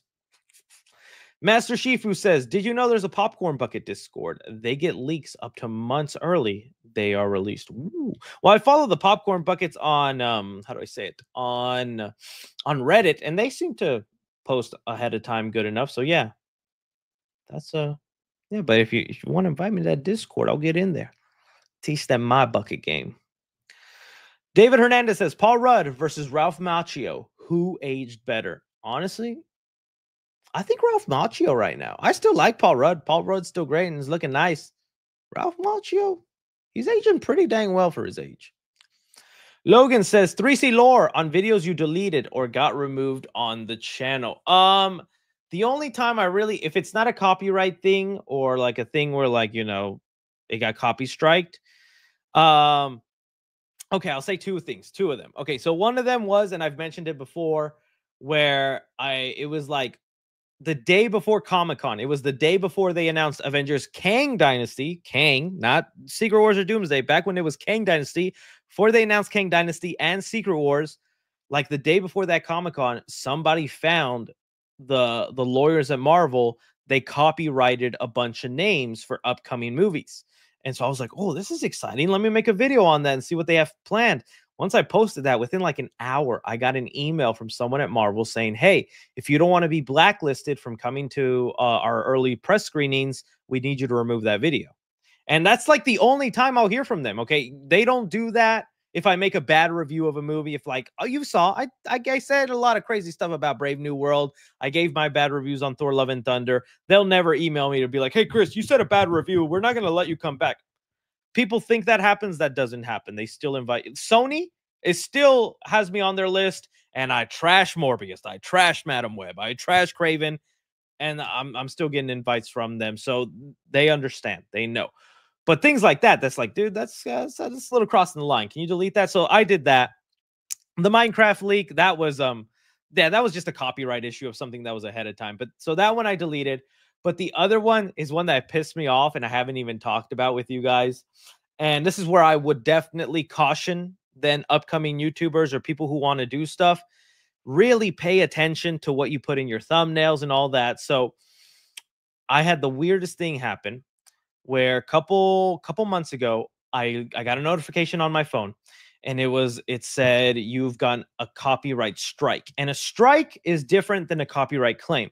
I can get 100 copyright claims, and all it just means is that video doesn't make money. Whoever copyright claimed it now earns the money. It's like, okay, that happens on trailer reactions, or if I do too long of a clip or a song, I'll get copyright claim, and now that person takes money from my video. That sucks, but it's like, whatever. I can get 100 of those. It doesn't affect my channel.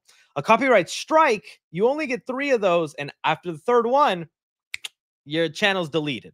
And those are serious claims. And the Minecraft one was a copyright claim when that happened, because that was like early marketing promotional material that wasn't supposed to be let out there. So I understood why Warner Brothers did it, and I risked it, knowing that, like, hey, well, it's at least one strike. I'll still have two away. I'll just be good. After 90 days, it goes away, right? Okay. Anyways, after all that's said and done, I was at 0 copyright claims, and then I got one, and I was like, what the heck? And it was for a video I had posted 4 years ago, and it was by some Photoshopper who makes Marvel art on Instagram. And I was like, "What?" I was like, "This video's 4 years old. He's barely copyrighting it now." And I guess I shouldn't be that mad because, again, it was me taking someone's fan art that they made and using it as a thumbnail. But that was 4 years ago when your boy didn't understand that's probably not right to do. You can't just take someone else's art and make it a thumbnail. And I don't do that at all anymore. I Photoshop my own things. But anyways, that was an old one right there. So I was like, one. And I was like, oh, okay. Well, that sucks. I guess guy just wants to protect his art, I guess. And then the next day, I get another one. And now that's 2 strikes. And I'm like, oh, okay, buddy boy. What are you doing? You are now putting me in a very dangerous position. And it was another video. This one was like 5 years ago when I was just starting on YouTube. So, and when you start out on YouTube, you're making all the mistakes and doing things all the dumb, wrong ways, and you don't learn. And so at that point, I'm like, what is going on? And I got an email from the guy. And he was like, "Oh, hey, yeah, I saw you had some of my art, and it's just not really right for you to do," kind of dick. I even went back to that art, and his art wasn't even that good. It wasn't even that. It was all during the time of like the Spider-Man. I think it was like a Far From Home Spider-Man updates or Spider-Man No Way Home updates back when I was barely starting. So it was all like Photoshop photos of like Toby, Andrew, and Tom Holland together and whatnot, way long ago. And he was just like, "But I'll forgive you if you pay me $3,000 per thumbnail." I was like, "What? That's a lot of money." Okay, because he already copy striked me twice, so that means it would have been a total of $6,000. And I was like, "Oh, dude, no, I'm not doing that." Like, these are videos old. And it's like, even if I hired you to make a thumbnail, you would not pay someone that much unless I was Mr. Beast and my videos got millions and millions of views. And I was like, this dude is blackmailing me. Well, I say blackmail, but he's basically holding me hostage. He's like, I can copy strike you one more time, delete your existence, give me $6,000. I was like, fuck this guy, dude. Why would you do that? So I emailed a guy on YouTube, and they looked into it, and they managed to remove one, but they said in good faith and stuff, and to protect the YouTube company, they couldn't remove all of them because it was still his art, whatever. Even though I think it's weird that you can own photoshopping Tobey Maguire's face as your art, but whatever. So I eventually talked to the guy, and I just ended up paying him 700. And then through that, he promised he would never do it again, and I had to go back and like delete some stuff. But that's cautionary tale for you guys. That's something I went through, and I didn't feel like talking about it. And I don't like beef or drama and things like that, but that happened to me a couple of months ago. So again, if you're making YouTube videos, if you're doing all that, just be careful of what fan art stuff you use, because some of these guys, they'll take that opportunity to copyright you and threaten to delete your stuff if you don't pay them. And so, and I know, and this person I know definitely did it to heavy spoilers and a couple other YouTubers, because they wrote it in the email. They're like, we've worked with this channel and this channel and this channel. I'm like, you didn't work with them. You also blackmailed this channel, this channel, this channel. And they probably just paid you like I'm about to do too to get rid of you, buddy. But yeah, so that happened. That's the thing that happened. There you go. There's some 3C lore for you. David Hernandez says, do you think Marvel should do Civil War 2? I wouldn't mind it, but I don't want the Civil War to be about the copyright name of Avengers. That would be such a dumb thing for them to fight and cause destruction over. Like I said, I don't mind the plot of the Civil War 2 comic where, you know, one side believes that they should arrest people before they commit a crime, while another side's like, no, we got to give people a chance to commit the crime or not commit the crime, then we arrest them. That could be something there, but I'm sure Marvel could come up with a better reason. But I wouldn't mind Civil War 2. I wouldn't mind it.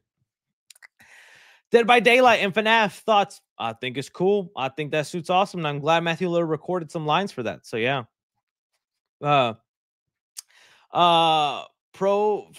Profing Tour says, hypothetically, you should how should someone safely contact you if they hypothetically have multiple exclusive film scoops for you, hypothetically? I think it's still in my YouTube description where it's 3cfilmreview@gmail.com. Shoot it on over, and I do require some proof. I sometimes will get, I only ever really got that once where someone on the set of No Way Home sent me a photo and it ended up being real. It was nothing crazy. I think I made a video update on it and all that stuff. But yeah, there was that. And yeah, just send it. If it's credible, I'll believe it. But I've been burned before. I've been burned before. That Venom scoop I got once, that didn't end up working out in my favor. Jonathan Fix says, Chris, that better have been Lady 3C in your Kong outfit from you, Lady Side Flick. That was the real King Kong. I love him. When 0408 says, have you heard of Panic Pizza Party? It's a short film. I have not heard of Panic Pizza Party. Let me look this up. Panic Pizza Party. I've never heard of this, but now I have it in my history and I might end up watching it. Or I might never think about it again after I move on to the next super chat. Let's go. Christian Pinino says, what if you were the real Ghostface the whole time? I really hope Scream 7 has a great twist. I need there to be a great twist and a great motive, man. Because that's the only thing that could super save that movie for me. That and whatever inventive things Kevin Williamson wants to try to do. Watched Final Destination 1 through 6 in the cinema on Friday. Final Destination 6, 8 out of 10. Ooh, okay. That's a good score. That's what I like to hear. I hope I feel that way. You know, I just finished rewatching all the movies for my reviews. I definitely have one I hate. But I was surprised. I remember hating 5 when it came out, but I was like, this one actually isn't bad. I don't know why I thought I hated this one. So we'll see. You'll get more in-depth thoughts when the reviews come out. You think live action Danny Phantom is canceled? I hope not. But things like that with live action Danny Phantom, Ben 10, what else? Even an animated Courage the Cowardly Dog movie would be awesome. All that is kind of like on a timer because that's all this generation, my generation's cartoons, right? And so at some point we grow up and we move on from that stuff. If you don't make the movie and capitalize it right now, you're going to miss out on so much money and also starting the next generation because we'll watch Danny Phantom live action because we grew up on that. But there's going to be then 7, 6-year-olds where this will be their first time into Danny Phantom. And now you have a new wave, a new generation to keep that brand alive. And that's something I'm fearing with Freddy Krueger. Freddy Krueger hasn't had a new movie in such a long time. You're missing out on a generation of people growing up on him. Like we just had the Halloween trilogy by Blumhouse, whether you like those movies or not. That Halloween trilogy just created a new generation of fans so that if they make another one 10, 20 years later, there will be that built-in fan base because they grew up on the Blumhouse trilogy. Stuff like that I think is important, you know? Winnow 408 says, can we get 5 Boon Goons? Bagoon! How do I do that? Bagoon! Bagoon! Bagoon! Bagoon! Bagoon! I boom. I goon. I'd like to see them do that. I saw an ad that they're actually going to be in Dallas. The Boom family. I was like, would it be worth it to try and meet them and get some sort of TikTok? I wouldn't know how to do it. I wouldn't know how to do it. Someone said, okay, Unc. I just boom gooned for you live. Nobody has the brain I have to come up with that. They thought of boom. I added goon. I should have all the fame, not them. All right. Elliot says, is Mufasa connected to 2019 live action, both live action animated or the original Lion King movie? I always get confused where I put it. Well, yeah, Mufasa is connected to the 2019 live action movie. It's a prequel to that one, but it's also trying to be a prequel to the animated one as well. It's both. Tristan Clark says, hey, just wanted to say thank you for being one of the reasons I enjoy opening YouTube and having someone I can trust to not only help me get caught up in the movie news, but also make me laugh. You're amazing. You guys are amazing. You guys make all of this worth it. Thank you for being here. Joe Collins says, hey, Chris, have you seen the trailer for Echo Valley starring Sydney Sweeney on Apple TV? I think it looks interesting. Love your video. So Sydney Sweeney, Echo Valley. I've never seen that. Sydney Sweeney, Echo Valley. Let me just read the plot of it. Kate, who I'm assuming is Sydney Sweeney, who is struggling to make peace with her troubled daughter, Claire. Oh, so I'm sorry. Claire is probably Sydney Sweeney. Learns just how far a mother will go to try and save her child. Oh, that sounds actually kind of interesting. I'll think about it. It says here, Zilla Universe says the consequences of Sonic and Barbie being a hit. Oh, the live action Shrek plot. You're right. Sonic live act went to the real world. Barbie went to the real world. Shrek going to the real world. Adventure with Parker and Dad says, any news on the Planet of the Apes movies? No, kind of quiet. And I think it is going to be a second because Wes Ball, if he's coming back for the next movie, he's focused on Legend of Zelda right now. So until he finishes with that, I don't know if we're going to get the new Planet of the Apes, but I hope so because I like the direction they were headed in with the new movies. I might skip Shrek 5 if that's the actual plot. I'm still going to give it a chance because I've been waiting for that ogre on screen. But yeah, it's kind of sad. Yelena Natasha. I've seen a lot of people, and I don't disagree. Yelena has become a very interesting, unique character. They're definitely giving her a lot more depth. Not to say Natasha didn't have that, but there are just more aspects of Yelena I'm more fascinated with than Nat, although still respect my original Black Widow. Karate Kid 4D, call me crazy, but I thought Kung Fu Panda 5 plot was better than what Shrek 5 plot was. Maybe if they end up doing something clever with this, then they could take back what I said for now. Damn it, DreamWorks. Yeah, it is odd. Kung Fu Panda 5, I thought it was okay. It just felt all right for me. It was interesting that they wanted to do the thing where they bring back all the old villains. It was definitely a nostalgia thing for the people who grew up, especially those who wanted like Kung Lao to have a big role when he kind of didn't. But yeah, right now I'd rather have the Kung Fu 5 plot over the Shrek 5 one, where it's like maybe Lo Farquaad and friggin' bring back Rumpelstiltskin and all them just going after Shrek at once. Sure. Professor Couture says your pitch for Shrek 5 is the plot of Garfield gets real. Oh, is that really? I did not know. Elliot says, hey, 3C, have you seen new designs for the Difflosaurus? I sent you a work of art on Twitter. I did see they finally, like, someone found the actual, whatchamacallit, art of the thing. Let me see if I can pop out. It might have been on the other Twitter account, Elliot. But I did see it. Let me see if I can pull it up. I know there's someone who had it. Gore. Yeah, there he is. Mr. Goji. Very nice account, by the way. Post a lot of kaiju stuff. Check them out. But yeah, it looks like we have some art here of what the Dystosaurus Rex or the life. Oh, you were talking about the Liphosaurus. Well, this is the D-Rex. That thing looks scary. That didn't look scary. It's a very odd looking dinosaur. I can't wait to see what happens though with it.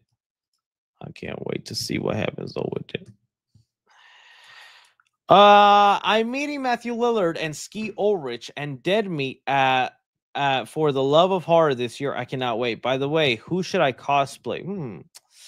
Matthew Lillard, Ski Ulrich, and Dead Meat. I mean, I always like dressing up for those kind of events too, but I want to wear something that's like also I can just be fine in. I would tell you like the Yellow Rabbit outfit without the helmet, but yeah, it's still kind of bulky to walk around in. So just put on one of them sparkly ghost face robes. I like those robes, and they're comfortable and they're breathable. And there you go. Microlive says Together at 100% on Rotten Tomatoes was 46 reviews. Yeah, Together is a great movie. I really recommend it to you guys when that comes out. The trailers are really painting such an interesting vibe to the movie when it's not like this isn't a diss on the movie. But to me, it has more of a vibe of a movie like Pineapple Express or Superbad with how do I say it? I'm trying to think of a horror movie that would go well with it because it has a lot of gore. Not Evil Dead, more like I'm not gonna spoil the movie. I'm not gonna spoil, but I'm just saying the trailers are all like these piano, violin, slow, makes you think super dramatic and touching. It's like you watch the movie, and not to say it doesn't have some of that stuff, but it's a pretty funny movie, really great gory body horror in it. I think it's just funny the way they're painting the picture of it. I guess the substance, yeah, I guess so. Yeah, the substance close to it. I honestly, yeah, a little less intense than the Substance, and because the Substance had that great techno music going on throughout it or whatever. But yeah, more of the vibe of the Substance. And so it's like imagine watching the trailers of the Substance with the music and vibe that they're painting the Together trailer. It wouldn't match, right? You can't put that violin piano music on the Substance. It doesn't fit the vibe of that movie. And that's how I feel. But anyway, that's just me seeing it as someone who saw the movie already before they even marketed it. Kung Fu Panda 4, I mean, rant got to me. Oh, Elliot, did you see in the latest episode magazine they released what's the opening for Jurassic World Rebirth will be? My hint is that it was in the trailer. I think it's going to be the flashback scene. I think the opening scene of Jurassic World Rebirth is like the birth, or like when the D-Rex is only like, I don't know, a couple months old. So it's only like what, 10, 12 feet tall at that moment before it becomes ginormous. That'll probably be the opening, that with the little laboratory guy in that red room. Sunday Joe says, Chris, hope all is well. Do you think Doom will be introduced in Fantastic Four? Personally, I hope he is a surprise supporting character, not just a cameo. Surprise supporting character would be awesome. They for sure have to introduce Doom, but I feel like it'll be a post-credit scene, or it'll be a thing where they like are alluding to some sort of like business guy or Latveria, and then at the end you're like, oh, that was Doom they were talking about the whole time? I don't know, something like that. Mr. Ajax Levin says, what if when they enter the real world in Shrek 5, they get the human version from Shrek 2 to blend in? I was thinking about that too. I thought about that. What if part of the spell is they go back to their human forms? But that would also kind of ruin it a little bit, wouldn't it? With that, I mean, Donkey would have to be a horse too the whole time. And would then Zendaya end up looking like Zendaya? But then again, human Shrek doesn't look like Mike Myers Shrek. Interesting theory though. Mario says, do you think reason Sam doesn't like the new Avengers because they are government made, aka Val? That is definitely part of it. Because he even tells Ross in Brave New World, he's like, well, what if you send me on a mission that I don't agree on? And Harrison Ford just brushes that off. And it's like, oh, we'll get to that when we get to that, right? So like Sam already knows the dangers of having a government run Avengers because they have agendas, they have things. And what if you want to go help somebody here, but the government tells you, no, you're not allowed to do that? Well, responsibility. It's like, no, these people need our help, regardless of what the politics mean. We got to help these people. But also, the guy, how mad would I be if my homie joined a team with the guy who tried to beat me up and kill me, John Walker? Would I not be pissed? I'm like, Sam, we fought this guy together. We broke his arm and stole his shield. And now you're with him? I don't know.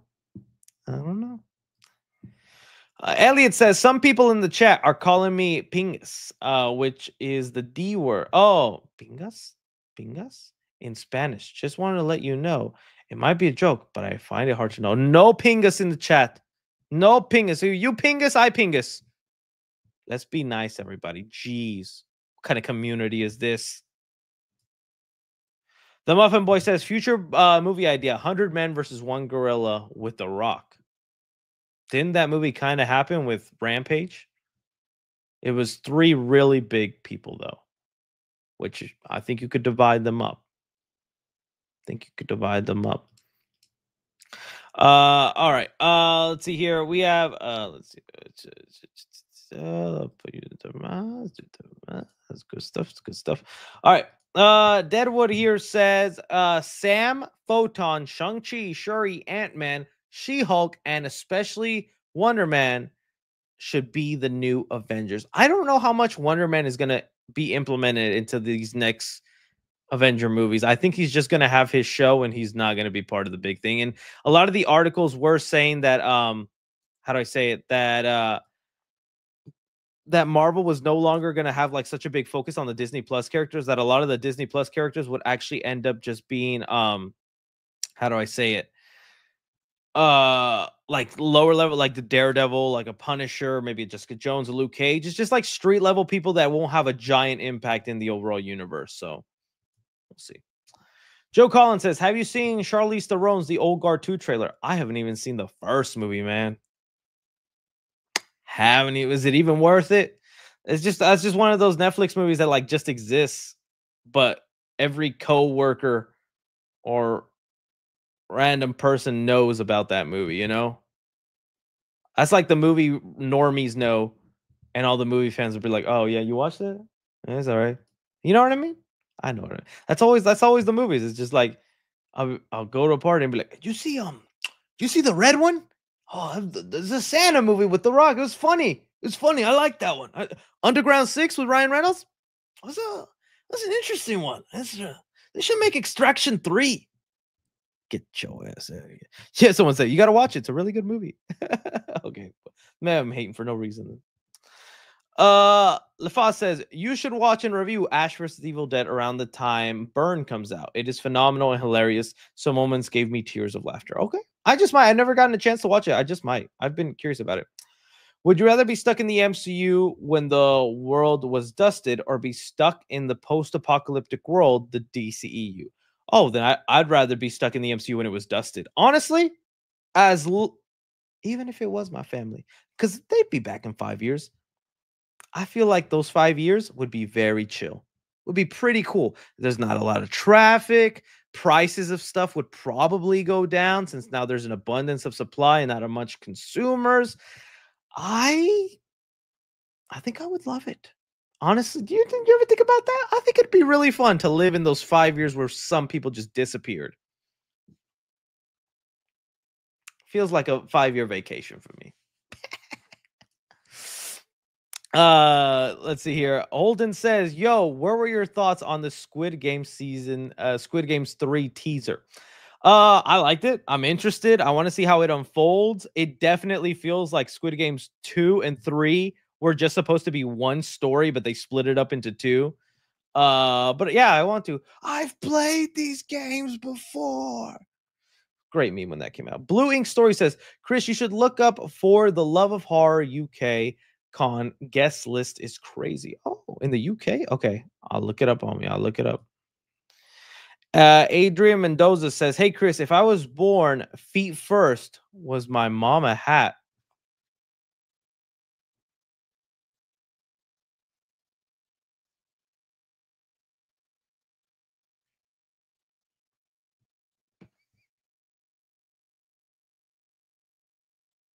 That blew my mind, buddy. I've never contemplated, thought of that, wondered it. Your mom was a hat. Reed Jackson Media says, editing Final Destination reviews. Let's talk GTA 6. Thank you, Reed. I hope we're working hard on that. Appreciate you. I mean, I feel so bad for Reed. I'm so bad with timing. I told Reed I was gonna get him those reviews on Monday. Didn't send it to him till Friday. So if those reviews are late, not Reed's fault. It's Papa's fault. I'm such a procrastinator. I get busy, man. I get busy. I was making those Final Destination reviews, and then they dropped the Godzilla Kong teaser, and I was like, well, gotta do this now. Adrian Mendoza says, also, have you ever played any of these Silent Hill games by chance? The remaster of PS5 is great. I have not. Are those worth it? That's the one where they had like the really big triangle guy with the skinny body. How did Neck do that? How did Neck do that? Elliot, have any of your most anticipated movies from the beginning of the year changed from the trailer we've gotten, excluding movies you've seen this year? Yes. If I would have known these movies were coming, they probably would have been on my most anticipated list. Weapons. No, Sinners was on my list. Weapons. Bring Her Back. Oh, I'm hearing great things about that. The next Rocka Brothers movie, the people who made Talk to Me, hearing amazing things about Bring Her Back. I cannot wait to see that. Trying to think about what else, but those would definitely have been ones. Those would definitely have been ones. Uh, Evan Jackson says, "Hey Chris and chat, hope all of you had a good day. Not movie related, but have you seen the FNAF Dead by Daylight collab? Because I'm so hyped for it. Yeah, we were talking about it. Yeah, it's very cool, very nice, and I just love that look of the yellow rabbit, just the suit, his head popping out, holding a knife. It's sick. It's such a cool outfit." Ben Malsky says, I don't believe my time is shining hello on the Shrek 5 plot. He is either making it up or confused, using it with Gabby's dollhouse. I think Shrek 5 will be more traditional. I hope so. I hope so. But we shall see, my friends. We shall see. Sometimes I've noticed with scoopers is that they have a piece of the information correct. So then they just put together the rest of the puzzle. Honestly, it could just be that we're in the real world for like 5 minutes into the movie. Maybe she's teleporting us to different universes throughout the film, and we're in the real world for 5 minutes. So they heard that Shrek goes to the real world in the movie, and then they just like, oh, the whole movie's in the real world. I've noticed that sometimes with scoopers is they have a piece of the information, but it's the way they tell us what's going to happen that's all wrong. So we'll see. All right. Matt Reeves should direct The Pingas. Oh, The Pingas starring Mike Ock. Will Law says, bro, you're the best movie reviewer. Camp Pure Sucks been waiting since the Chucky days. Keep up the good work. I don't like to fight with anybody. One day I would like to be on the Campia show. I think that'd be nice. Sit on there, talk some movie news, and I definitely say there's a lot of times I don't agree with Campia. He hates horror. Anytime he talks about horror movies, he just like always has to insult them and talk about them so down, like that community of horror is bad. I'm like, give some horror some respect, man. And sometimes he has opinions where I'm like, what? His ranking of the movies post Endgame, I was like, this is a list. But I still have learned a lot from him watching him, because I watched him for so long since his blog days, AMC days. So hey, we all just have different opinions, you know. Who is more like to Goon, Daredevil or Kingpin? Probably Kingpin. You slept with my Vanessa. How did it go? You know, he asked him that when he had him chained up in his basement. Was it good? What did you do to my Vanessa? Big B Brush says, how you doing today, Chris? Enjoying your Saturday? So far, yeah. I watched the last two Final Destination movies I needed, 4 and 5 this morning. Pretty fun. Now here live streaming with y'all, and yeah, I'm enjoying myself. Any news on the new Moana live action movie? Or also, did you hear Supernatural might show up in Last of Us? Supernatural might show up in Last of Us? Do you mean like the actors, like Jensen Ackles and what is it, Jared Polinsky?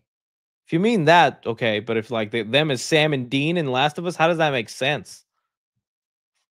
Josh Peck was there though. Father, forgive me for my Johnny sins. Okay. Luis Correa says, hey, Chris, you are my favorite creator. I super chatted. Just sending in some love. Thanks for entertaining us movie buffs. So appreciate it, Luis. Muchas gracias. Muchas gracias, my friend. Fat Spider-Man says, any scary movie update and can't wait. Love those movies. I'm waiting, dude. I cannot wait for the first posters, the teasers, because then we'll know what movies they're parodying. Oh, and it's gonna be so funny. I really hope they nail the landing with that movie. And they've even like delayed it to make sure they get the cast and the script right. So that gives me good faith that they are doing the movie well. Logan says 3C lore on bullies. I only ever had the story like, yeah, I've been bullied. I hated it. It sucked. I've said this story before. It was like right before I started doing YouTube, and my life was just like not in the not that I was like in a horrible place, but it was just like going nowhere. I was just working terrible jobs, and I had this part-time job where I was restocking Red Bulls at like Walmart's, Targets, gas stations, right? And oh, dude, there was a time period of the year where like you had to restock the entire shelf. And it was one of the worst because my back would hurt so much from bending down, grabbing cans, putting them up, bending down, grabbing cans for like hours straight. It was horrible.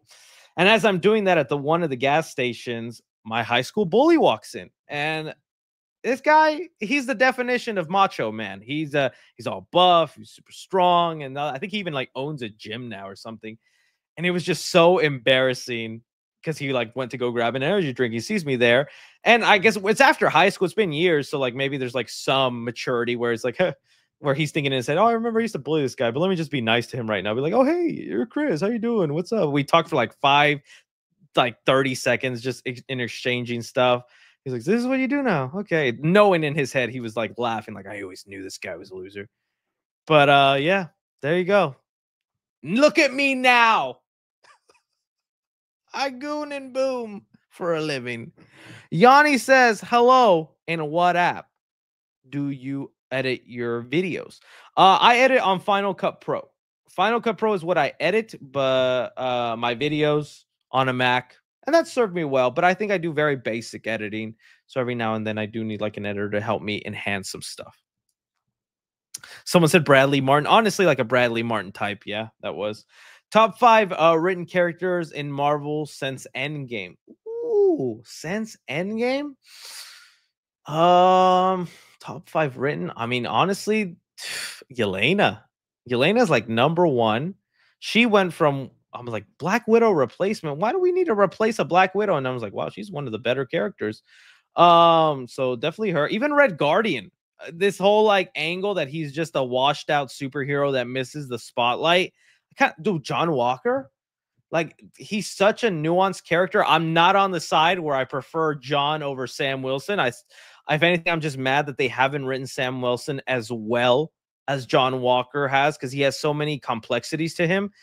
But yeah, John Walker, Yelena, honestly, most of the Thunderbolts cast, right? King Destroyer 311 says, got any Mother's Day lore? Also, happy Dia de los Madres as of today. Yeah, today in Mexico, it's Mother's Day. I celebrate my mom since it's a Mother's Day in Mexico. Oh, yeah. You said it right there. Yeah. I never know if my mom prefers to be called on Mexico Mother's Day or American Mother's Day. She's from Mexico, so maybe she'd prefer that. But not any crazy lore. I just always say, Happy Mother's Day. What's for dinner, Mom? Just kidding. Don't do that to your mamas. JMFT says, much love from deep in the heart of Texas, bro. How would we differentiate between you and an evil clone? Ooh, that's good. That's good. How would you differentiate between me and an evil clone? I start using the word woke and mean it. I don't know. That's the only thing I think of. I'm like, what popcorn buckets? What are Funko Pops? I don't know. that would be it.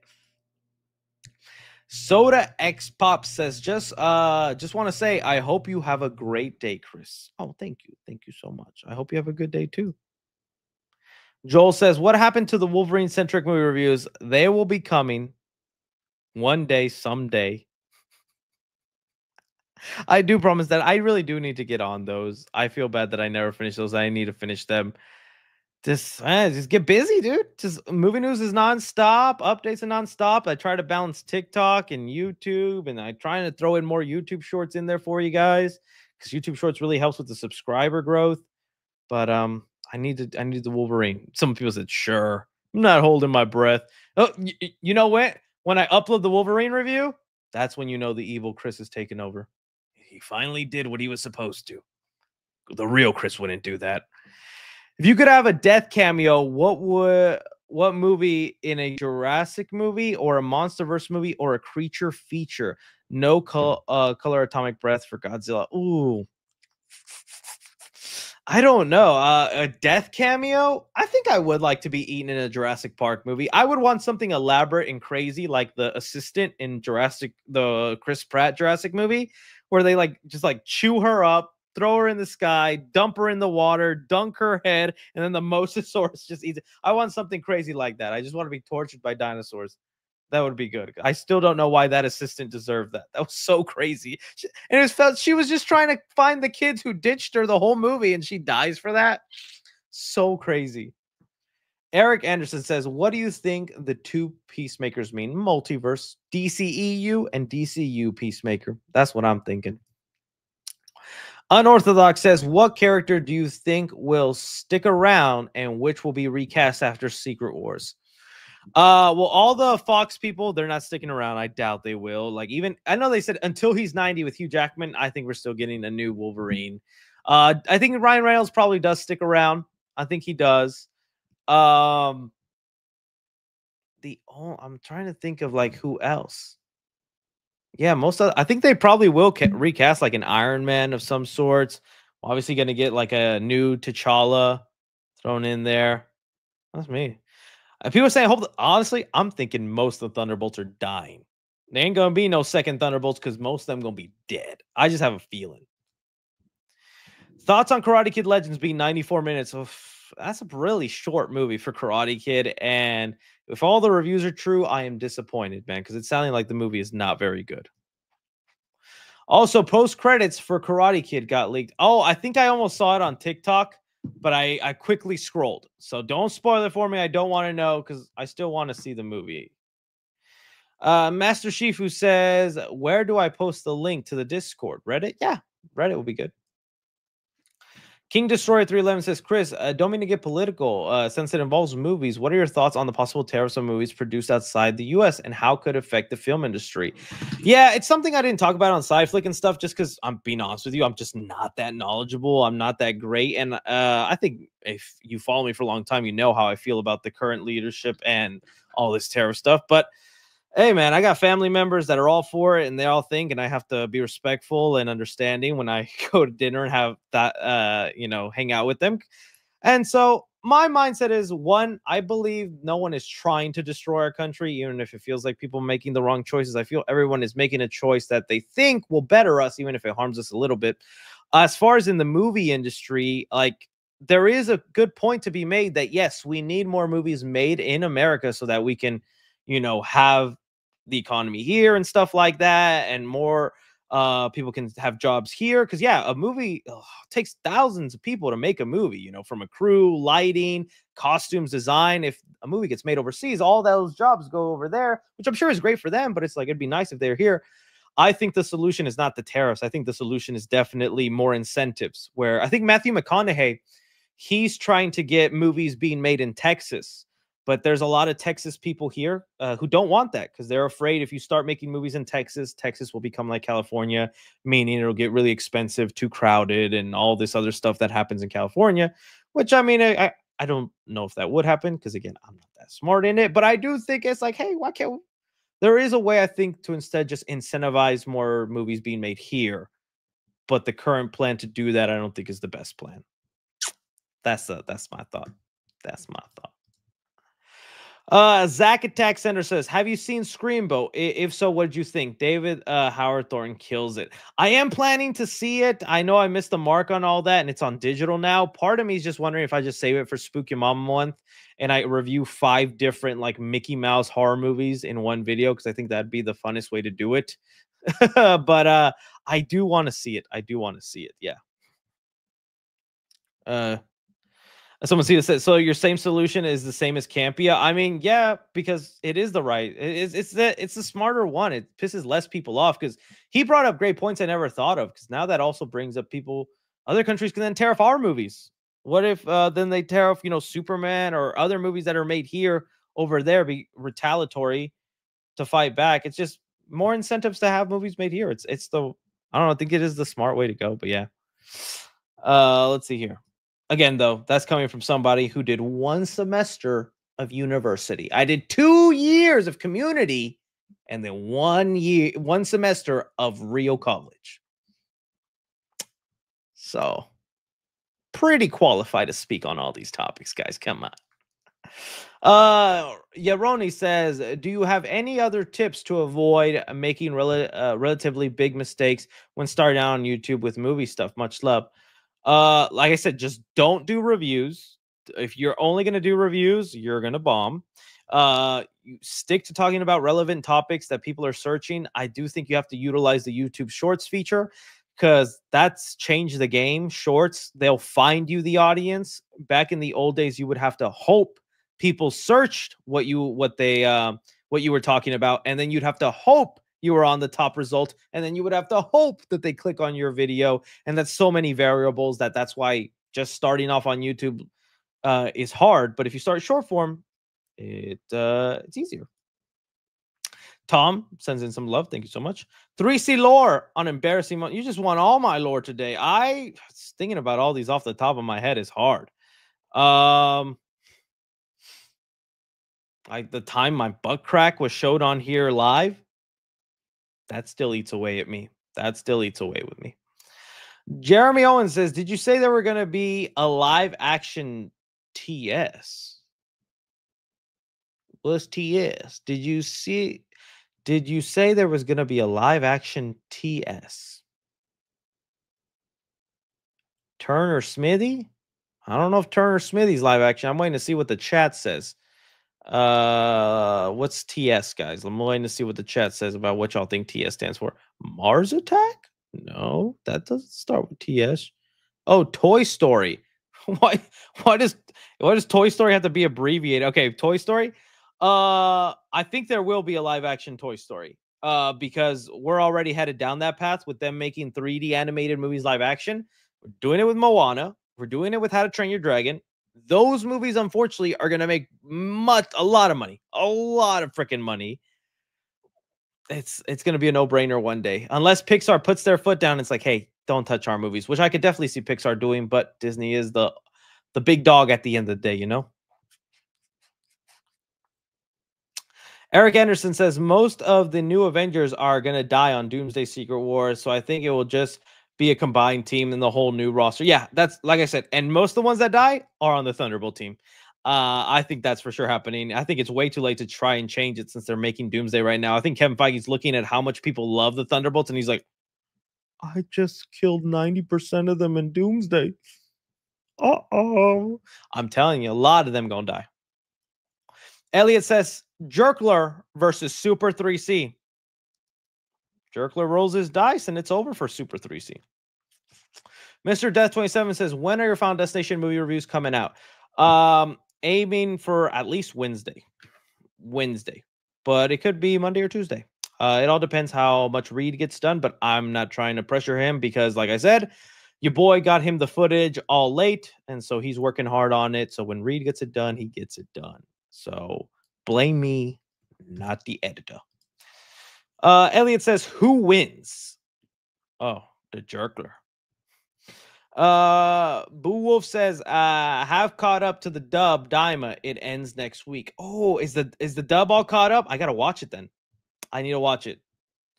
With my brother. Brown and Beer says 3C thoughts on Thanos was right. I don't think he was right. I think there was a different thing he could have done. I think he could have just put 6 flags everywhere. I think if there's a 6 flags every 10 minutes from somebody, the world is saved. There you go. Julio Perales says, do you think Doomsday will be the Age of Ultron of the Avengers? It's going to make money, but won't be as good as the last Avengers movies. I don't know, man. I hope the Russos still got it, and I'm hoping that they have a good idea in mind. But, I mean, I'm excited to see it. It's a packed movie. I think it'll be good. I'm hoping it's the Infinity War of the Avenger movies, right? But we'll see. Adam says, do you see the new announced Eli Roth horror movie? Oh, yeah, the Ice Cream Man, I think is what he did. Sure. Why not? I thought he actually did a pretty decent job with Thanksgiving. So if he has another randomly themed horror character like the Ice Cream Man, I'd be down to see it. Are you excited for Ari Aster's Eddington? Kinda. It's supposed to be a COVID movie, right? It's a movie that like takes place during COVID. Why couldn't he just make it called Edgington? Bo would be afraid of that one. Man, we'll see. We'll see, though. We'll see. Sam and Dean supposedly might show up in The Last of Us. Yeah. So you probably mean the actors. I don't think the actual Sam and Dean, though. But sure, why not? Axon says, who is the best Johnny? Johnny Blaze, Johnny Storm, Johnny Sins, or Johnny 2X4, the Wood Boy? Also, if they all fought, who would come out victorious? I think Johnny Blaze. I think the Ghost Rider could probably beat all of them. Don't let Johnny Sins around your mama, though. DP69 says, 3C lore on your first car wreck that went on in your head. Also, any news of scary stories, too? Well, thank God, and I hope it stays this way. I've never been in a major car accident or anything like that. The closest thing, and that's why you shouldn't text and drive, boys. I was 16, had my car. I was trying to finish a text message to a friend. I was at a red light. There was a car in front of me. It turned green, and I did see the car in front of me start to move, So then I started letting my foot off the brake till the gas can slowly move too. But for some reason, the car in front of me wasn't going as fast as I imagined. So as I let go of the gas and finished the text really quick, the back of my car hit their car, and it wasn't anything big. It was just like a little dent in there. Honestly, nothing happened to my car. My car was perfectly fine. I was like, oh, that's a shame. But yeah, dumb move. And ever since then, I just really don't do it. That traumatized me. So that was probably like my life lesson moment. I needed to go through that at 16, right when I was starting driving, so that now at this age I don't do it. Because I think about that moment where it's like it could happen to anybody. Fast Spider-Man, what happened to the Rush Hour movie, Poppy 3C? I don't know. That's one of those movies. Again, Jackie Chan or Chris Tucker, every time they're interviewed, every couple of years, they say, we're making it. We're going to happen. We're working on it. Never happens. Never gets worked on. So I wish I could tell you what was happening with it, buddy, but I need that movie because I love Chris Tucker and Jackie Chan together. Bald Vision Studio says, any FNAF movie 2 news. Also, I'm going to keep making you talk about Siren Head. F Siren Head. I hope they unplug him and his siren can't head no more. That's what I think about Siren Head. No FNAF movie 2 news as of now, though. Elliot, recently just saw the 2 Terminator movies. It's scary how close we are to having it. What do you think they could do to refresh the franchise? It's one of those situations where every new Terminator movie is trying to be Terminator 2, when I think the solution is to be like Prey with the Predator franchise and go back to basics. Instead, make a movie similar to the first movie and focus on the horror, where the Terminator is just this all-powerful slasher or this indestructible thing that's relentlessly chasing you. That first movie is very underrated. I get the second movie is way better and heightens up the concept in cool ways, but it's still cool, man. And I did like the anime. I felt like the twist or the thing that it tried to do was a little overcomplicated. And like I had to sit down and really think about like the way it all manages and connects and stuff, but it was still cool. I thought the Terminator anime on Netflix tried doing something new. But yeah, other people are just like, just let Terminator die. Yeah, after so many tries, it's just kind of like, maybe we should just stop. If you were offered a check every time you make a Stanley cameo in Pooniverse movies, would you take that off? I mean, yeah. Anytime a movie wants to cameo me, I don't ask for pay. They don't have to pay me. But if they want to, give me a role, buddy. Sunday Joe says 3C lore, Disney or Universal Parks? Honestly, Universal Parks. I like Disney. I thought it was fun, but I think it'd be more fun if I had already like a kid and they were 5 and they were so amazed by everything in there. It's a very family friendly and internationally friendly park too. When I was there was people of all sorts of languages and races there, and I thought it was just so interesting. I was like, oh, that's why a lot of people are for Disney, and that's why there's so many rides themed to different countries and stuff like that. But I guess I'm just a jingly keys kind of guy where there's a Transformers ride. Oh, there's a Harry Potter land, Super Mario. That to me is more fun than. All right, so this is a room full of all the presidents that have ever existed. This is a ride where it's a small world, but it's ironic because it's freaking long ride and everybody's singing the same song every 5 seconds. Get me out of here. So yeah. Alan Grimes sends in some support. Thank you so much. Elliot says TV show that should have finished after first season. TV show that should have ended after its first season. Not very many, because if I like it, keep going. I mean, the other ones I can think about is the show Heroes. I know a lot of people think about that, but I don't know. I can't really think of anything like that. Stranger Things, Last of Us. Yep, that's probably right. Last of Us, Velma, but I didn't even like first season. Walking Dead, probably, right? Or just after the first 3 seasons with The Walking Dead. Squid Games, yep. Yeah, you know what? Probably Squid Games. I'm interested in the American version that they're supposedly coming out with.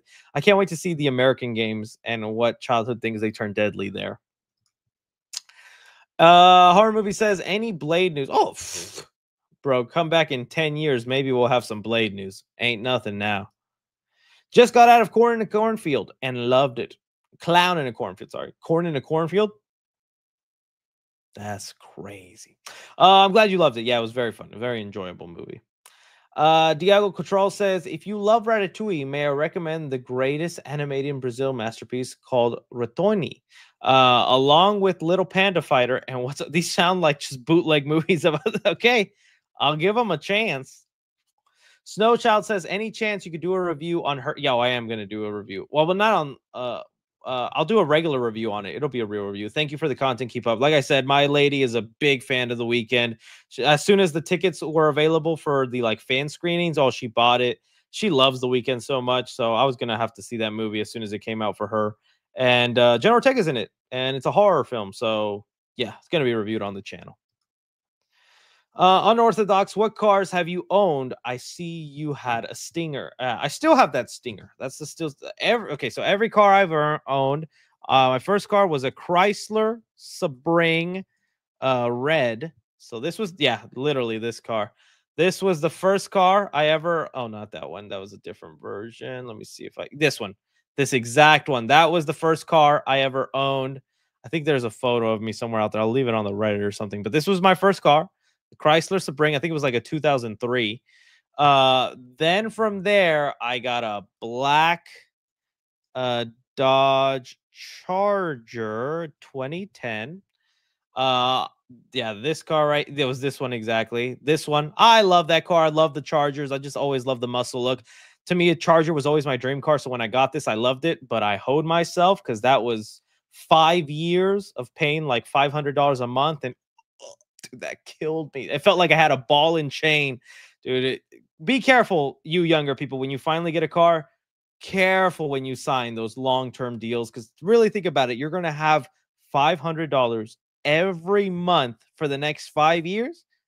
You're gonna stuff like that makes you stay in a job for a long time. All that it's a trap sometimes, man. So I had that car, and I did do the 5 year and paid it off, and then my dumb butt sold it because I wanted another Dodge Charger. I think this one was a 2022, and it was gray. Oh, I loved it. I loved it. Where is it? It was like a wolf gray. It was like this color gray. I didn't have the black roof. It was this exact car. Didn't have the black roof. It was gray, like this gray. Love that car. I think I showed it off in a couple of videos too. But what had happened, two things. One, I love Dodges. They are very powerful. They feel strong cars. I like being able I don't drive crazy fast on the road. It's not what I'm saying. But, if I want to pass somebody or get somewhere slightly quicker, put the gas on there, the car drives nicely. It feels good. But Dodge doesn't have any like luxury features. I want to have my butt with a cool or warm seat. I want some massage. I want a sunroof. I don't know, so little self-driving features or little. I just wanted a bunch of luxury features. And Dodge just doesn't do that because they just focus on the horsepower and the cool badass macho car. And since I'm not one to speed, and every time I would drive this car, there'd be some guy wanting to race me at a light. I'd be at a light, and some guy would be next to me, go vroom, vroom, vroom. And I'd be like, yeah, go ahead. And then as soon as the light turns green, and I'd be like, if anything, when people race me on the highway, I purposely slow down. I'm just like, I'm not doing that. I don't like the racing. But anyways, I had that. But what ended up happening, something happened with the gas tank and all that, and the gas started leaking into the back seats. So for the last like 2-3 weeks I had this car, the back seats reeked of gasoline. And it just felt like a Final Destination accident waiting to happen, because the seats were like literally, you'd get into the car and it smelled like a gas station. I'm like, I'm going to die in this thing. I need to get rid of it. Sold it to CarMax, and now I have the Kia Stinger 2023. And I like it. It has it's not too expensive. It has all the luxury features I need. It has a button where it'll use the camera to stay in my lane, and I don't have to touch the wheel. I have to still pay attention and put my foot on the gas pedal, but it'll stay in my lane and drive for me, and I could just be like, I like that. It's got a sunroof. It's got the heated and ventilated seats. It's got all those luxury features I like. But yeah, that's the cars I have right now. And right now I am debating for my future, because I have this car, but now as I'm getting older and I'm doing more unk things, more adult things, I realize I need a bigger car. I need a car that fits things in the back. Okay. On Christmas, we bought a Christmas tree And I told my girl, she was arguing with me in Home Depot because I wanted to buy this Christmas tree for the house. And she's like, that's not going to fit in the car, Chris. It's not going to fit in the car. And I'm like, babe, it's going to fit. I can fold the seats down. It's going to fit. It's going to fit. It didn't fit in the car. I had to leave my girl at the parking lot entrance of Home Depot while she was holding the tree as I left to go to my dad's house because he has a truck, picked up his truck, put it in our car, and then drove. It was so embarrassing, man. I felt so bad. My girl was just at Home Depot, just holding the tree, being like, I told him it wasn't gonna fit.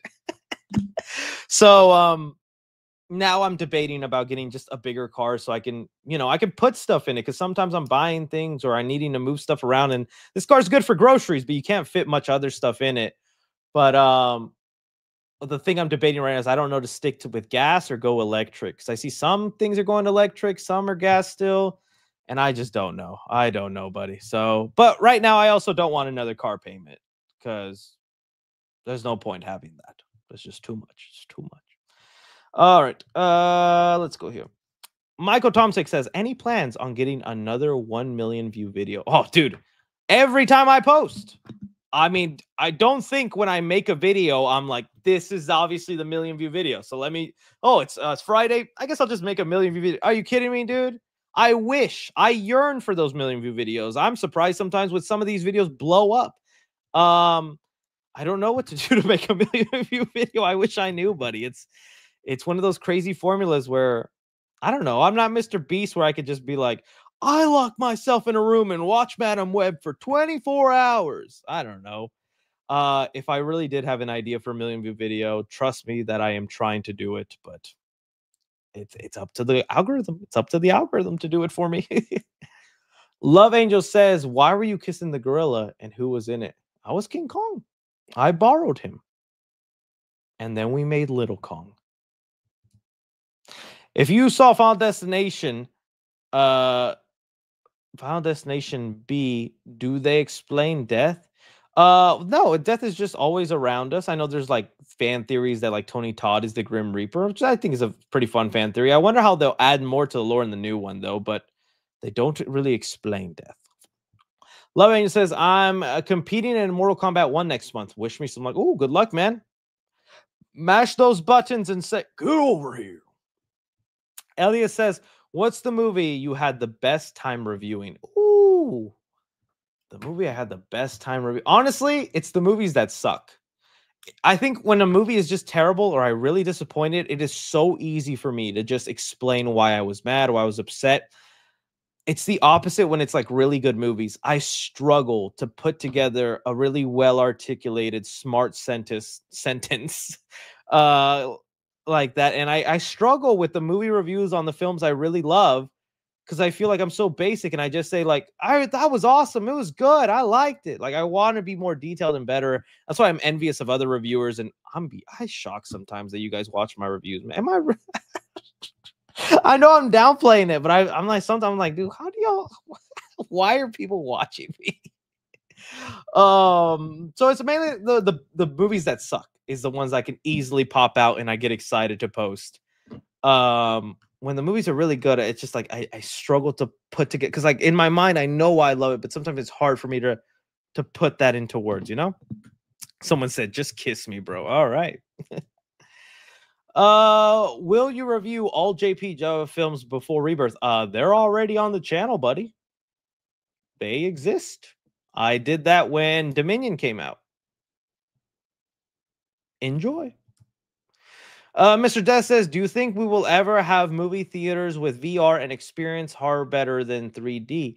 You're my favorite YouTuber. The thing with that is I wouldn't mind it, but it's like, how does a movie theater manage that? Because, dude, when people go to the theater, they trash it. You saw those Minecraft videos of the audiences. If you have a theater now where the gimmick is to put on a headset that hundreds of other people wear, and the thing also about VR headsets is people start sweating. Even if you're sitting down, just having that hot piece of device on you, you sweat. You get all sweaty and nasty. It's going to be a real hard thing to convince people. So it has to be a situation where we bring our own VR equipment to the movie, and it just somehow connects to the thing on the screen. But that could be a thing in the future, you know? I think that whatchamacallit, That could be the next step. We'll see. Uva says, me always wanting to send super chats, and I realize I have a job now, so I can. But what's your thoughts on the new Daredevil photos of the suits peeling? Thank you for the super chat, my friend. Yeah, I like the new black Daredevil suit. It looks cool. It really does look like he just spray paints that suit black. So I don't mind all the peeling and all that stuff. I think it's gonna be a rad suit. I just kind of want them to perfect his red suit and give him the D's with the red suit. Crispy says onion flavor popcorn for Shrek 5. Oh, dude. Honestly, a little onion powder on some popcorn probably wouldn't taste that horrible. Probably. I have here, will you be going to Texas Frightmares? I'm still debating it. I want to. I really do. But I'm debating it. I have some stuff coming up, so I don't know. But I might. If not, it'll just be like for Friday. A lot of great people are going. Unauthorized says, what type of music artists do you listen to? I like oldie stuff. I like 80s, 90s things. I like Queen. I like what we got? I still listen to some Michael Jackson in there, but I have a mix of everything. It's country that I really don't get into. I even like some alternative rock, some Sum 41, Simple Plan, Blink 182, things like that. But I like all sorts of stuff. All sorts of stuff. Mr. Death 27 says, are you going to finish the Wolverine reviews when the X-Men comes out or at Secret Wars? Goodbye, good night. Definitely before Secret Wars. I have to get that Wolverine video out before Secret Wars, but I'm not going to wait that long. It has to be within this year. I'll just definitely say that. It has to be this year I do the Wolverine videos because it's just not fair to all y'all. All right, my friends, that was the last super chat. I want to thank you so much for being here and spending time with me. Y'all are amazing people. I hope you have a wonderful rest of your Saturday. Don't forget to like, subscribe, follow me everywhere else. Be good to one another, and look forward to more videos and movie topics. Adios, my friends. Adios.